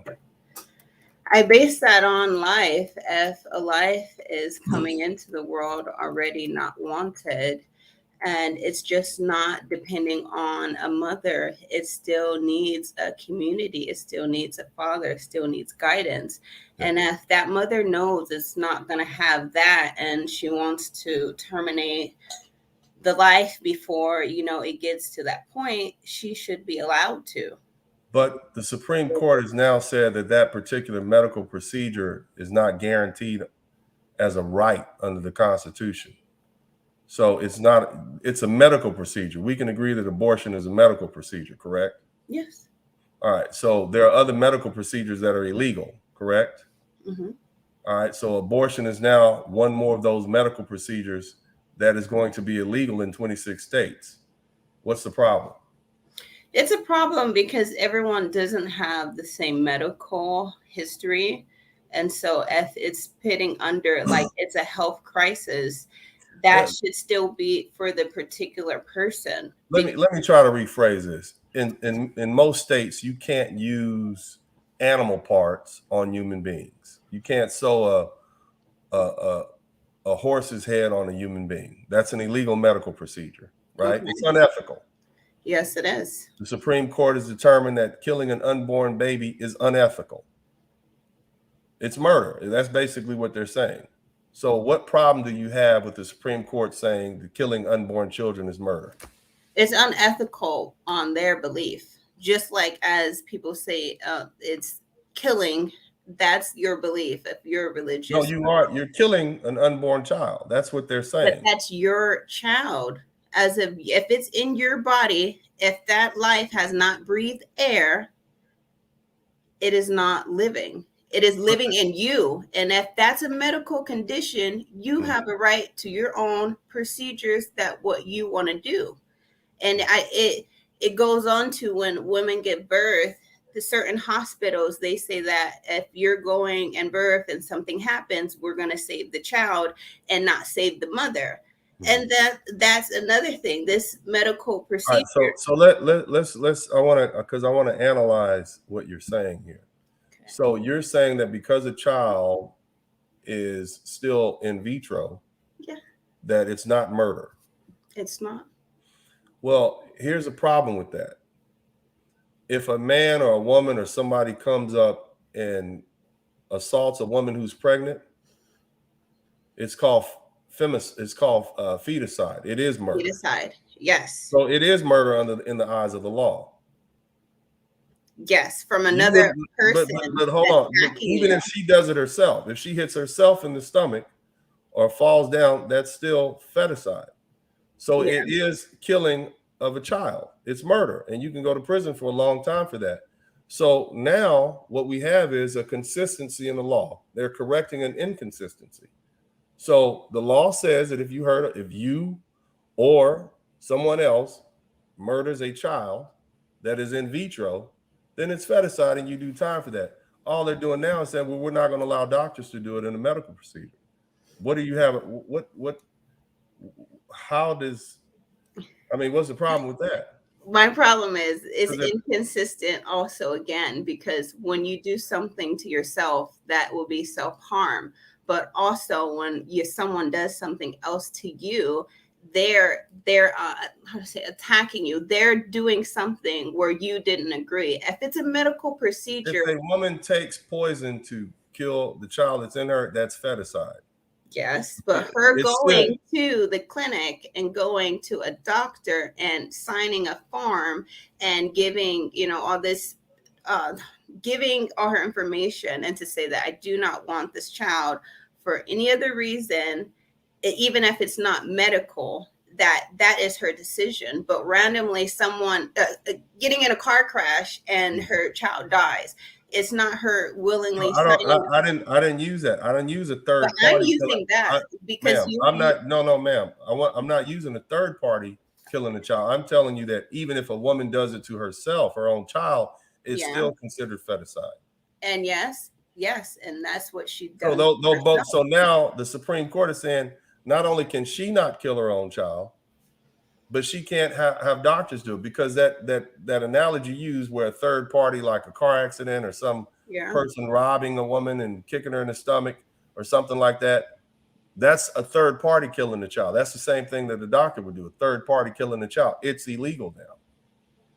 Okay, well, I want to ask you a question, Dennis, because I watch you a little on and off, as to if this child does come to life, and the mother still says, I'm not able to be there. I'm not able to be mother. Mm-hmm. I'm not able to raise this child. And she gives the child up. Well, first she should ask the father if he wants to take custody of the child, and maybe she can pay him child support. But you're you're trying to take away a woman's decision, and then you want to give. Stop having the decision. Dennis. No, ma'am. She stopped having the decision when she got pregnant. Now it's out of her hands. She had a decision to have sex, and she made that decision, and she had sex. Now it's out of her hands. Period. Okay, it's out of her hands, and you no longer have that. Father, when it's just another person, and they probably would also not want the child. It's many other. How do we? Well, see, if you're talking about the procedure that should be followed, right? Then go ahead and ask the father if he wants full custody of the child. She can she can give away her rights, and she can pay him child support. What's the problem with that? I have a problem with it from starting with that it's not a choice of her own, that she cannot get rid of something that in the future she has to pay for. And then next she has to ask another person. Okay, so let's stop right there. Let's stop right there. You said you have a problem with a woman not being able to get rid of a child, not being able to have the choice to get rid of a child that she's going to have to pay for in the future. Yeah. Yes. Men have had to deal with that for decades now. Men have had women say, I'm going to have this baby, whether you want me, women say, I'm gonna have this baby whether you want me to or not. And men have been forced to pay child support for children that they didn't want. So what's the problem? Men have had to do it. It's good for women to do it too, right? No, it sounds Why more, not? because it sounds more like an act of revenge. Like, I did it, well, they did it, so you have to do it also. Like that, we're No, men and women. they did it because it was fair to the children. They did what was in the best interest of the children. Child support is Yes, done in the best yeah, interest of the yes, children. yes, yes, So, it is. so if a woman is forced to now pay child support because she didn't want a child that she willingly conceived with a man, then that's life. Well, yeah, it's life, and it's giving life. Now, okay, going on to say this life is being born. It's alive. Right. What's next from that point, going into, having, even if the father is not able to? I just feel like when a person knows abortion is an option, that thing right there is like, it's already on the child, to saying that it's not going to be in the best position to be anything. And that's just how I'm seeing it. I know you're an attorney, and other people, I think that they're looking at it from their point of view, and they're in a higher a status of life than a person will say, yeah, they probably had sex the first, second time, and they're pregnant. And it could just be things go on where it's generalized, where say you laid down with this person, you didn't think about the next 20, 18 years with this person. No, I don't think that. Just how. So you don't think people should suffer the consequences of their actions, is what you're saying? No, I don't think I don't think that they're going to suffer more. I think that they're going to suffer. The child is going to suffer. And that's what I don't want to happen. Shouldn't people consider that before they lay down and allow themselves to get pregnant?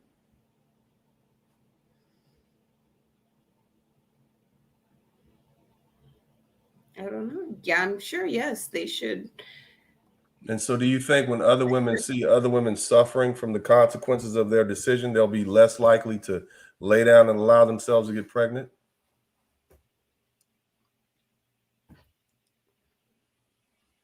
Yeah, if you see something, I'm sure you don't want to fall into the same trap. It's like you watch what goes on, and also it's knowing already. We know what it is like in other countries where they don't have choices and they do keep having children, and it just goes on more into poverty and crime, and not having already being married. Are being with the person for a certain amount of time, you should not be able to have a child. Abortion should be the only option until that is given. Abortion is not just like an easy thing on a woman's body. It causes pain. It causes havoc. Black American women have had over 21 million abortions since 1973. So it seems like it's been something that's very common in the Well, you're here and I'm here and we're Black. So I guess we made it, right? Yeah, but several of us have had experiences, and we know people who've had abortions. So those people who should be here aren't here. Yeah, but we got to count the ones that are here and that are alive. We should also count the ones that are not here. That would be like saying we're not counting the people who died in the Middle Passage because they're not here. Well, with counting them here, what will their future look like if already their mom did not already wanted an abortion and giving it to the dad? It's like I'm keep hearing, especially from men, it's like saying that now it's your turn to come up with just a plan for your life, and not being pregnant should not be included at all. No, what the Supreme Court is saying is that you don't have a right to privacy under the Constitution. It's saying that, and in that right to privacy, because there is no right to privacy, you don't have a right to a particular medical procedure called an abortion. That's what the Supreme Court is saying. And it'll be left to the states to determine whether or not you have those rights. The same rights to give women the privilege of having the children over men, they give the women the benefit of the doubt.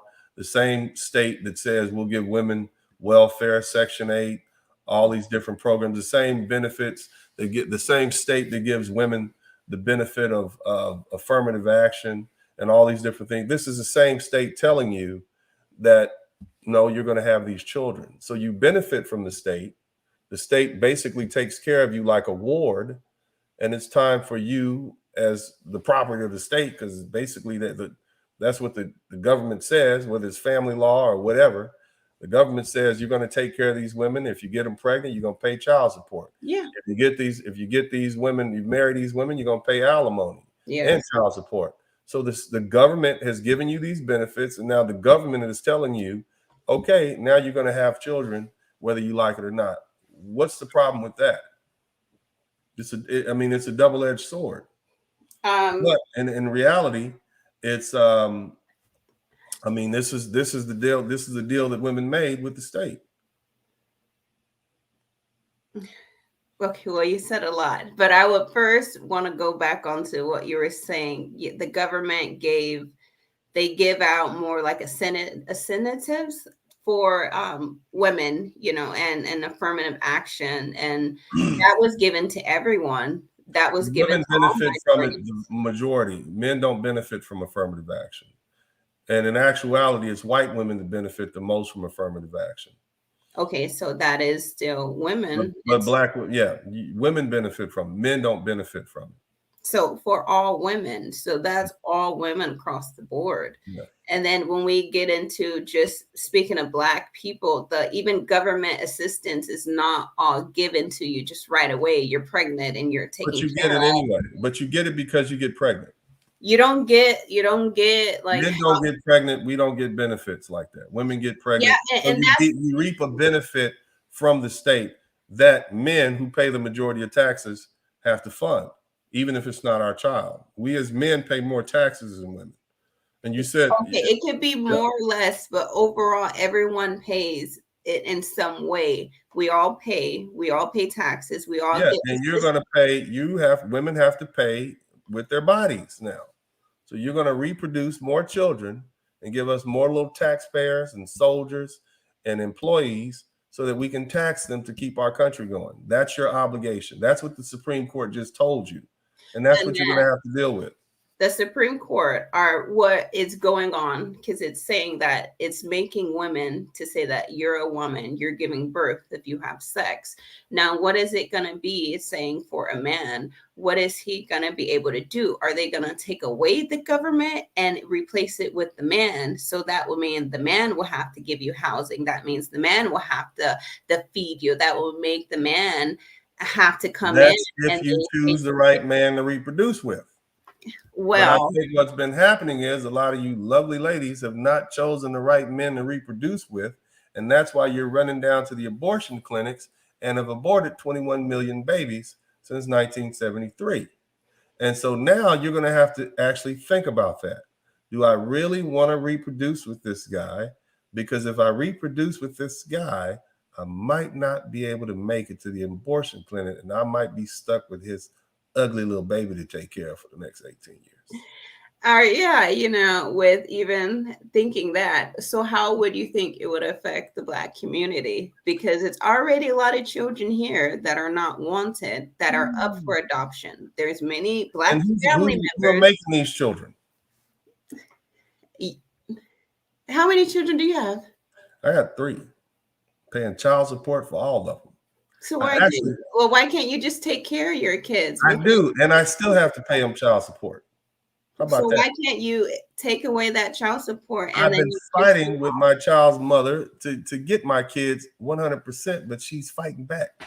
But why can't you fight the government? It's like I'm fighting with the government now. But let's get back to what you said. So you said basically, or what I want to get out of this, because I need to understand where you're coming from.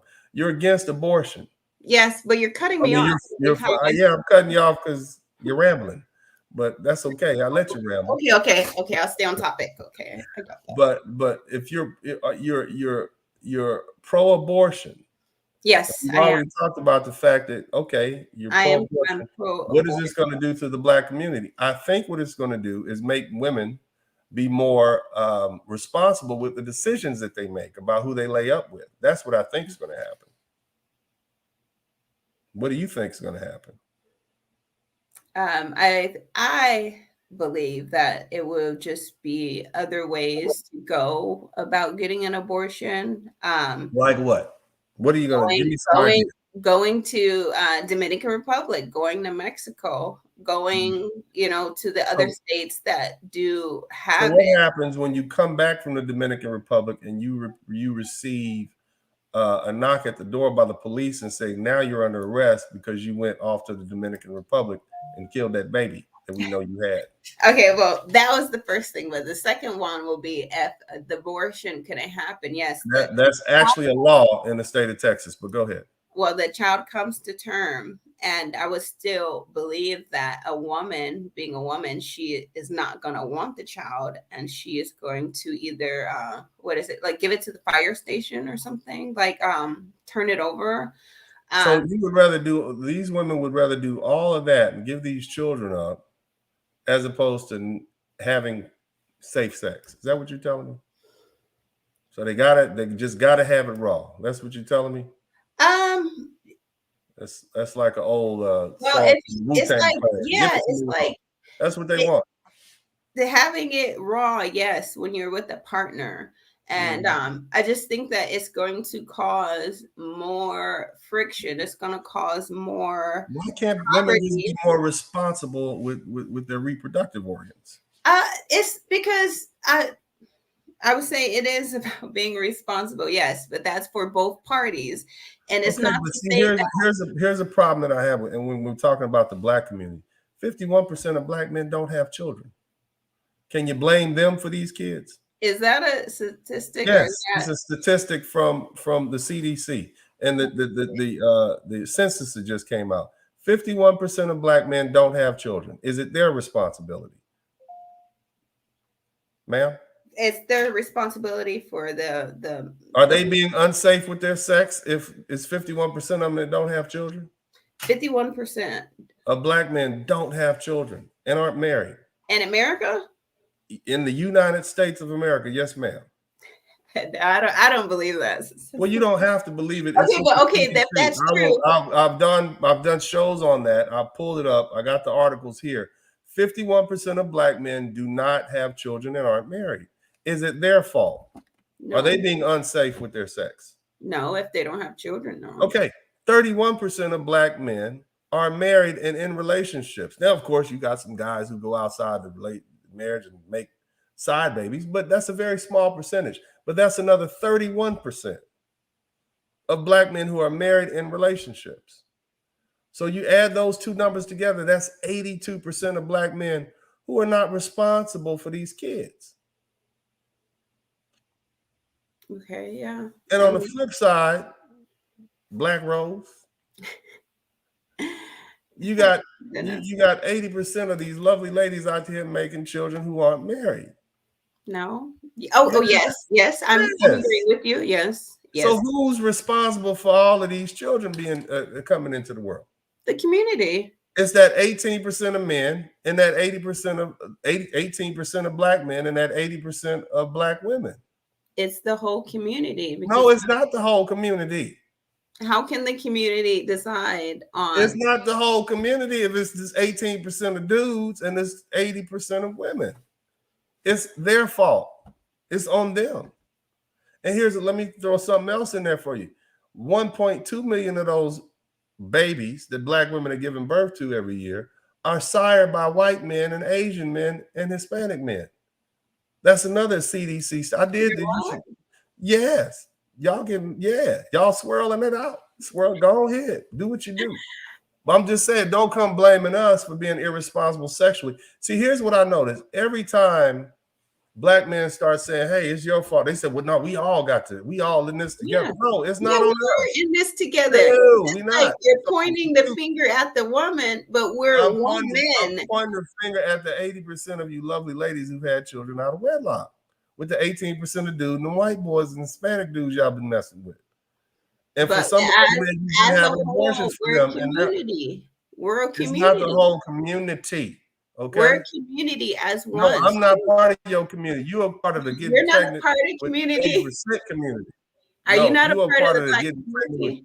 I'm married. part of I'm married also. Well, you So, married then. Well, okay. Well, why you in here but defending these stocks then? That's what I want to know. because I'm still pro-abortion. I was talking to my husband, and we got in the same thing. I'm still pro-abortion because Go ahead. Go ahead. Let's hear what you got to say. What did your husband say about that? Do you have children?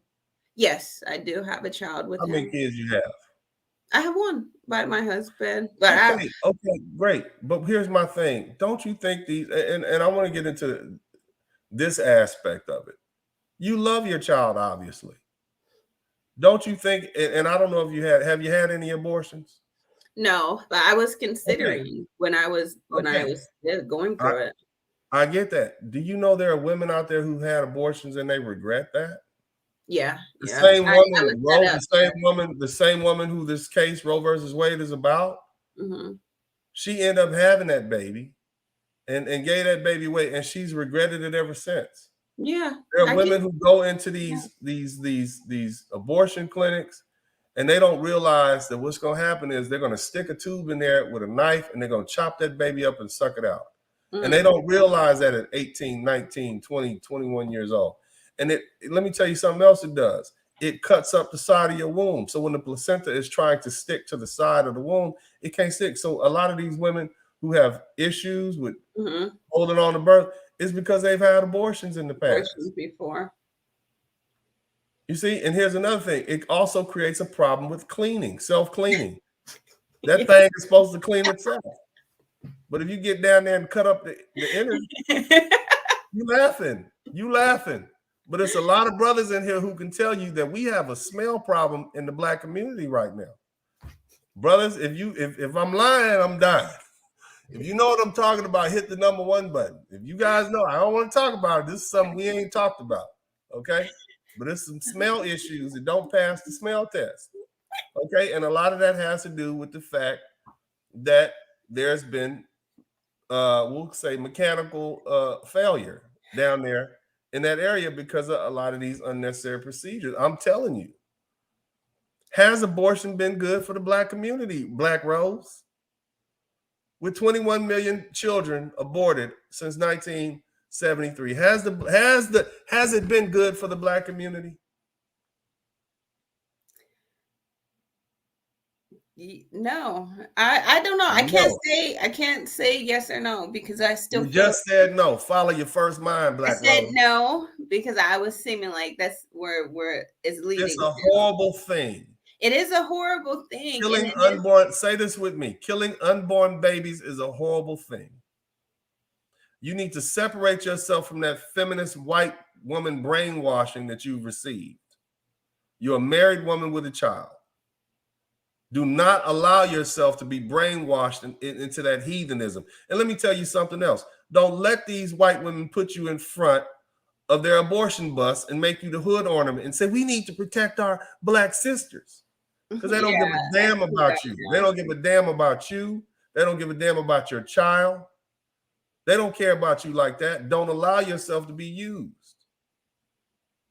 And that's for real. This is not a game that we're dealing with. We got 45 million Black people in the United States, and we've had 21 million abortions. Mm-hmm. Plus the children that those people would have. We missing people. Yeah, we're missing people. But I feel like, Dennis, with you being an attorney and you seeing the cases that go on. I'm a father, sweetheart. Okay. And I know my life would be different without any one of my children. I love my children. Our miracles come to us through our children. There's the next fighter pilot, astronaut, heart surgeon, the guy that's going to cure AIDS, hepatitis. Yes. And also, all of these come to us through our children. We've been killing our own children. And you wonder why we curse people? Ask yourself that. The brother came in earlier and explained, and I had to explain to him why Black women, I tell you, Black women you don't abort millionaire babies, do you? Hell no, you keep that baby. So if you got 21 million Black babies aborted, that means those Black women made a decision to say, this man is not worthy of me carrying his child. No, and I think that that's what they've been doing. Men think that I feel don't generalize about men. I think that men look at it from that aspect. If he's good enough to sleep with, he's good enough to be 18 years, where if no, it could be as fiending for a person wanting some, the exchange, from that man, and that comes up. I still believe that it is her option for that not to bring a child to term, or if that leads into a pregnancy, that is still her choice, because of our community being poor, being cursed, not being Hispanic people have a poorer community than us. They locking them up on cages, but they have a lower abortion rate than we do.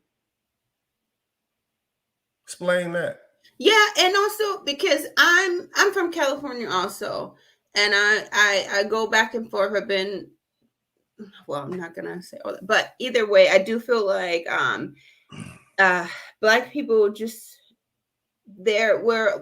we're undermined with our community as a whole. It is still Black people Okay, here. I get that. I Well, hear I'm you saying on for that. pregnancy, because just going back, So Mr. we've had Sterling, 21 million. Listen, because you said it came through pregnancy. We've had yes, but more where did it abortions come in the from? listen. We've had more abortions in the last 49 years. We have less people here.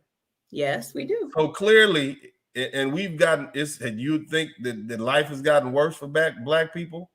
In 50 years, we've become the least married. We've lost our wealth. A lot of us. We've So, lost our unity. Listen. So okay. has it gotten? And we've had less children. So Yes. has it gotten better?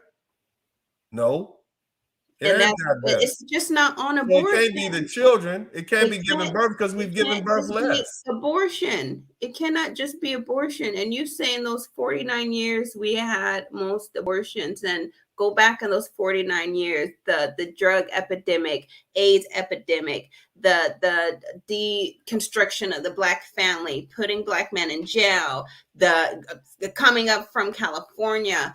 It just seems like it's other factors that are tearing up. Okay, let's read into all of that.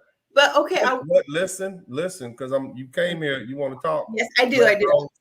I want to stay on topic and make sure it's on topic. So how has let's try to figure this out. How has abortion affected the Black community? What happens when a woman gets pregnant? When she gets pregnant, she gets pregnant. She's gonna spend her time doing what?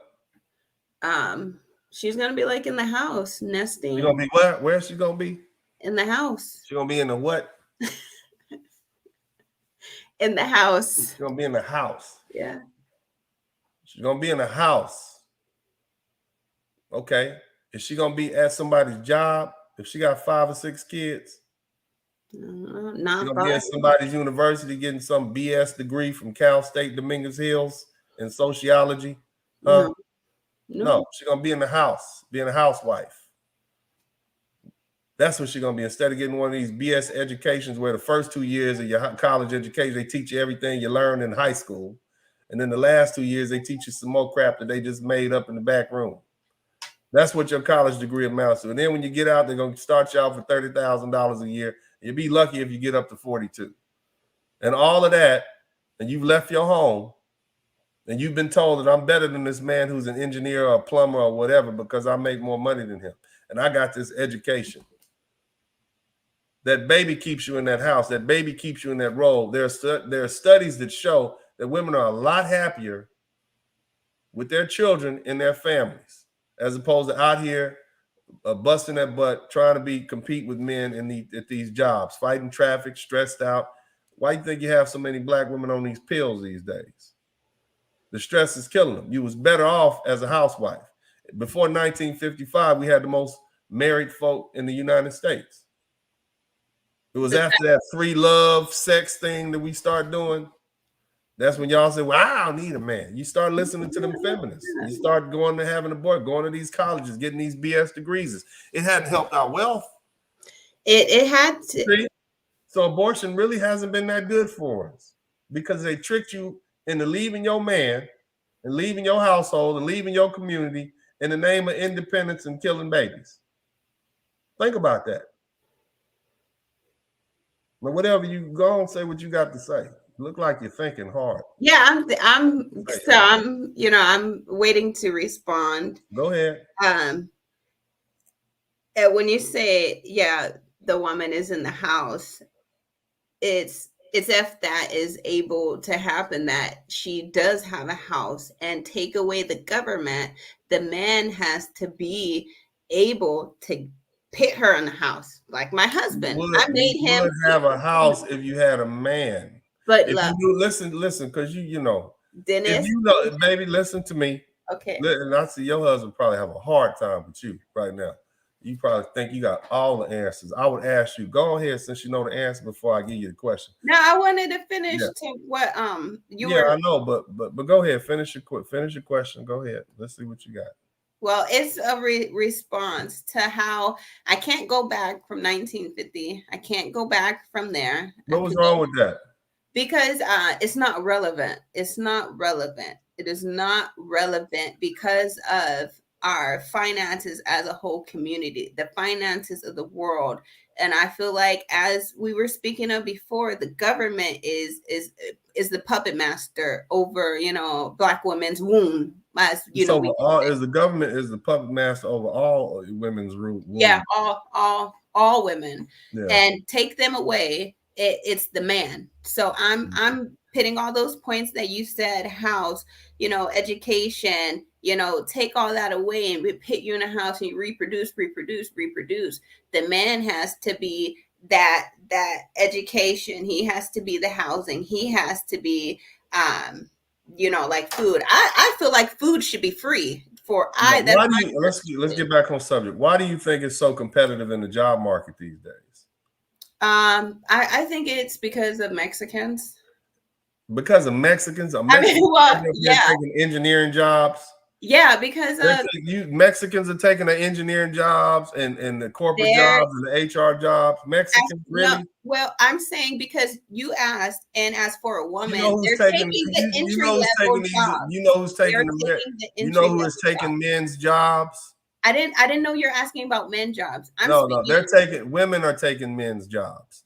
Since they start educating women, and women start getting out there in the workforce, and they start giving you we got preference for hire. Oh, she's a double minority. She's a woman and she's Black. And so they're getting women preferential hiring, and you got even more qualified men who don't get the job. You got men who said, I can't even get into college. It's so competitive because they're allowing women in. That's why you got less men in college than you have women. You've made it. See, you're the source of your own problem. You want to know why men aren't getting married? Why they're not marriable? Because they can't afford to take care of family. Why is that? Because there are women out there doing the jobs that men used to do, especially in corporate America. That's the problem. You want to know why there's not more white collar men? Because the women are taking those white collar jobs. I bet you're not a plumber. I bet you don't know how to stick a toilet, huh? I'm a welder. I'm a certified welder, stick welder. Let me see your hands. Well, you see, I don't do it though. Bullshit. I am a welder. I'm a welder. Stop lying. No, I'm a welder. I'm certified as a welder. My husband asked me to do it, but I didn't get the job. I didn't want to work I didn't want to work on the ship. I didn't want to do it. Yeah. I got the certificate. Let's go ahead and slide past that lie. We're gonna let you. We're gonna slide. We're just gonna slide past that. I would like to respond to you, Dennis. Mm-hmm. And it's not to respond to you directly. I just want to respond on how I see it coming up as a Black woman now, and where I come from, and how the family dynamics play a role for me because of the housing, education, and everything has. Let's get back on the subject of abortion. Okay. And with abortion, so it's now illegal. What do you think? What is your advice to these young ladies out here who are planning to have a hot girl summer? That it will go back to what you were just saying. I would tell them to stay in school, date around in school. Don't think about sex. You have to learn what a man is, and you will do that going out and discovering. And you just can't get pregnant until you're finished with that. And then you will know. While I'm saying wait until you're finished with school, because the men that do finish school, that's where you get on to the mating. Don't do it while you're in school, because not everybody finishes. Do it after, so it would still be for. You're basically telling them to be more responsible with their Mate selection. Yeah, their mate select. What's wrong with that? Why couldn't we do that before? I mean, that's good advice. Right? Yeah, it is. By the way, what is a 70-18 and a 60-10? A what? That is like the angle or something. Yeah, that's an angle, and then the piping. But I just got the certificate. I'm not gonna do that. So you ain't gonna be out there. Well, stop lying to everybody. Your husband is just playing with you. He probably helped me get it to go out there and get a welding license. Yeah, but that's also. But Dennis, did you feel like if abortion is illegal all everywhere, and we keep reproducing, everyone's reproducing, and I don't know if it's a fact, but you know how they say you're as smart as your mother? I've heard that before. Okay, so with the women not being as educated, not being mentally like, my grandmother graduated from the 8th grade, and she's probably one of the smartest people I've ever met. She had 8 children. She graduated from the 8th grade before she passed away. She owned her own house. She managed her own little business. Intelligence has nothing to do with your how many books you've read to get through college and how many tests. I do believe that. It's an intelligence. Either you're intelligent or you're not. Children, you can tell the difference in intelligence between children. My whole point with you is, as a Black woman, the last thing you need to be is pro-abortion. That's what I'm trying to tell you. You probably got sisters and cousins that you've never met because your mother and aunties and family members have aborted them. That's not cool. That's not us. Well, I think that's not cool. What do you think about when you see these men that are homeless and they're the ones who weren't wanted? Like, that's where I'm like, now a lot of these men are homeless. Sweetness, listen to me, and this is gonna sound harsh, but a lot of these men are homeless because they locked themselves out of prosperity because of some of the decisions that they've made. A lot of these brothers, no, like robbing and stealing and carjacking and gangbanging and selling drugs and getting felonies. You understand what I'm saying? Yeah. The only reason you don't have as many women out there on the street is because the government provides a safety net for women. We don't like to see women and children out on the street. That actually bothers us. But nobody actually cares about men. That's why I told you earlier, you belong to the state. If a man wants to marry you, he has to sign a permission slip and take you down there and promise to pay for your well-being, your fidelity, support, assistance. And if he decides to trade you in for a younger model, right, get him a black tulip instead of a black rose, then he's got to still pay you, especially in places like California. Yeah. So you belong to the state. So it cuts both ways. That's all I'm saying to you. But as a Black woman, and they keep saying, "Oh, she's dating," I don't give a shit who she's dating. She could be married to a somebody from Pluto. She's still a Black woman. You understand? And what we have to do is we have to recognize that we treat each other with respect. I disagree with her, and I'm trying to get this sister to recognize that abortion is bad. You don't want that on your heart. And let me tell you something else. And I mentioned this earlier. Them babies, they have souls. You believe it? Are you a Christian? Yeah. Well, those babies have souls, and they're gonna be where you are when you pass. Whenever those women show up, wherever they end up being, that 4, 5, 6, 7, 8 children that they aborted, they're gonna be right there in paradise with them, or right there in the afterlife, asking them, "Mommy, why did you kill me?" Well, that's great. Yes, I do believe I am a Christian. Level, go ahead. So how can you be a Christian and you be pro-abortion? I'm a Christian. I'm not a strict Christian because don't call yourself Christian then. Okay, well, I'm a believer in that there is a God. I'm not going to say which. If you believe that there's a God, then you know that there's a just God, and the just God is not going to sanction somebody. But my God is not the same as your God. It's only one God. If you believe in God, there's one. Are you polytheist? Huh? Or you want them people to Not- celebrate the witchcraft? Because we had some of that pop up. Okay, now, but let's go back to the We'll go back to abortion, but I feel like Yeah. Dennis, you're skipping over the question. Like you're skipping over answering now that these What's the children, question? the children are here. The mother is out of the picture because abortion was already on the table for her. She wanted it. She had to go through with because it's illegal now. The child is here. Right. So her next thing is she's giving the child up. She's giving the child away, even to the father, the state, somebody else outside of the family, because she doesn't But want. she can give away to the father. Father should have the first option. She pay him child support. But why do you have to pay? Why do you pick? Because men have been paying women child support, and people have to pay people child support to take care of kids. But If why you're a would she have to pay when she didn't want the child? There's a lot of men that didn't want the kids, and they got to pay child support. Pay you what you owe. Pay you what you owe. You don't have to pay if you carried that to term, and it was illegal. Now it's illegal. Okay, But it's I give you a 9-month break since you carried the baby for 9 months, but for the rest of that 17 years and 3 months, you're gonna pay child support. It's fair. You shouldn't have laid your ass down there and got pregnant if you didn't want to pay child support. Men say that all the goddamn time. What do you want? You can't have it both ways. It's a baby that needs to be taken care of. Damn sure it's not my fault. I'm not paying for your baby. If it's illegal, if you don't have to pay, but it's like you're saying that the mother would have to get herself out there and work and pay that man child support to what, since she didn't want, or she could keep the baby.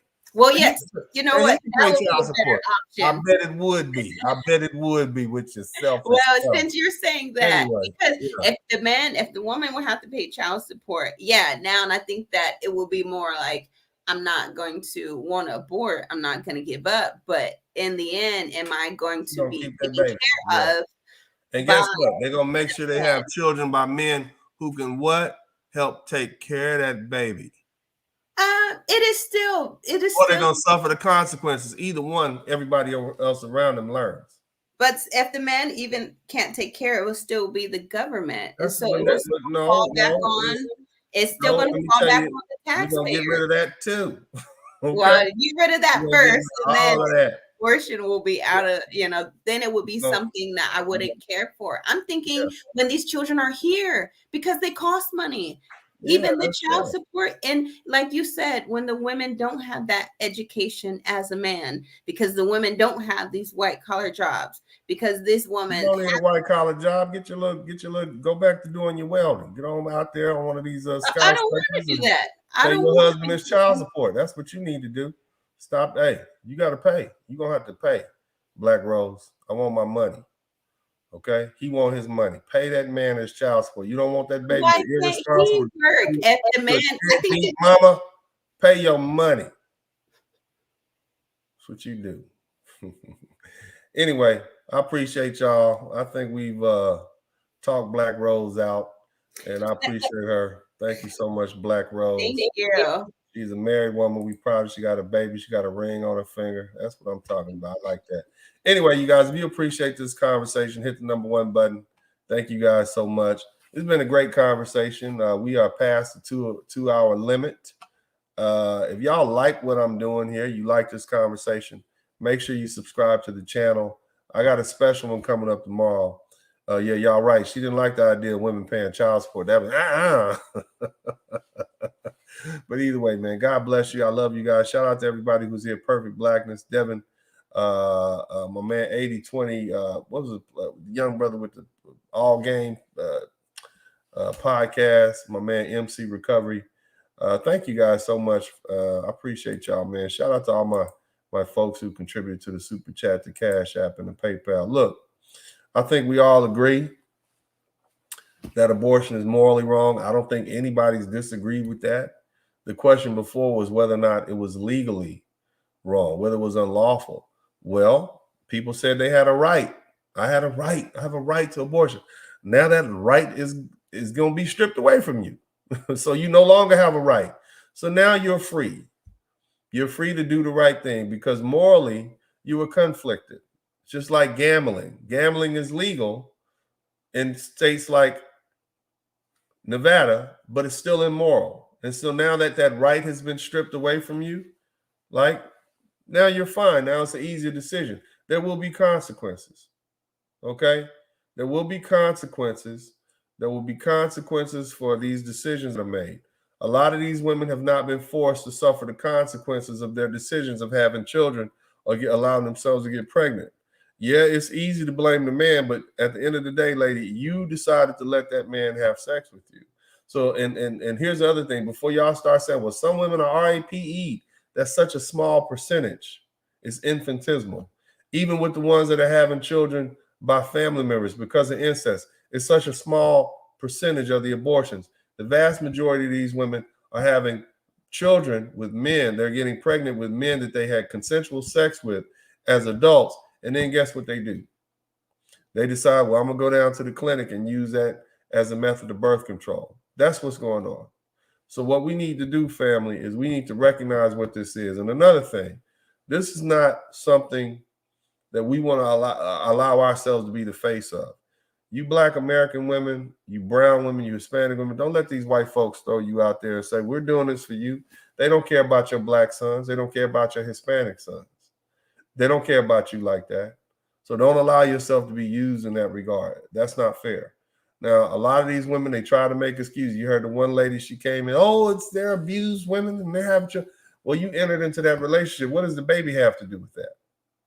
The baby has nothing to do with that. So you're going to kill the baby, abort the baby because of what? Because you don't like the baby daddy? You don't like, okay, well, all right, you can't do that anymore. Now, what's your next best option? You don't want the child? Fine. You're pregnant. You're going to have this child. Give him away to the father. Pay him child support. You don't like that option? Oh, well, okay, keep the baby, right? If he doesn't want the baby and you don't want the baby and none of the relatives want the baby, and then, you know, you can give him away to the state. But for the most part, let me tell you, if there's some child support attached to that baby, I'm sure you got a grandma or auntie to be more than happy to take that child.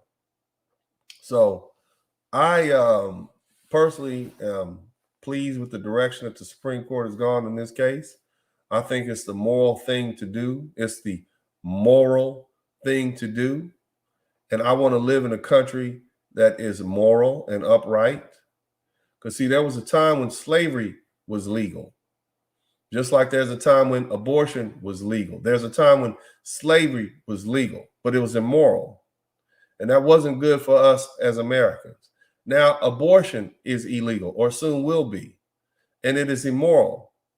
And it being legal, knowing that it's immoral, has not been a good thing for our country. So anytime a country is taking the steps in the direction of what I feel the Most High would want us to be in and a moral, that fine. In addition to that, science has changed. Children can live, unborn children can live outside the mother's womb to full term. In addition to that, the law recognizes that if a child is killed while he is in vitro, that is a crime. That is feticide. You can't one up and hurt a woman. You hurt a woman and hurt the child. That's a double murder. That's feticide and homicide. So the law recognizes that those children, in the criminal aspect, the law recognizes those children are a life. That's a life. So you can't go flip the script and say, oh, well, it's not a life when it comes to abortion, but it is a life when it comes to crime. That's BS. That's an inconsistency. But either way, I appreciate you guys. Thank you so much. I appreciate y'all, man. You know, I know it's been a little longer than we normally go. We've been reducing it down to 2 hours. Man, this is Uncle D. I love you guys. I'll see you guys soon. I'm out.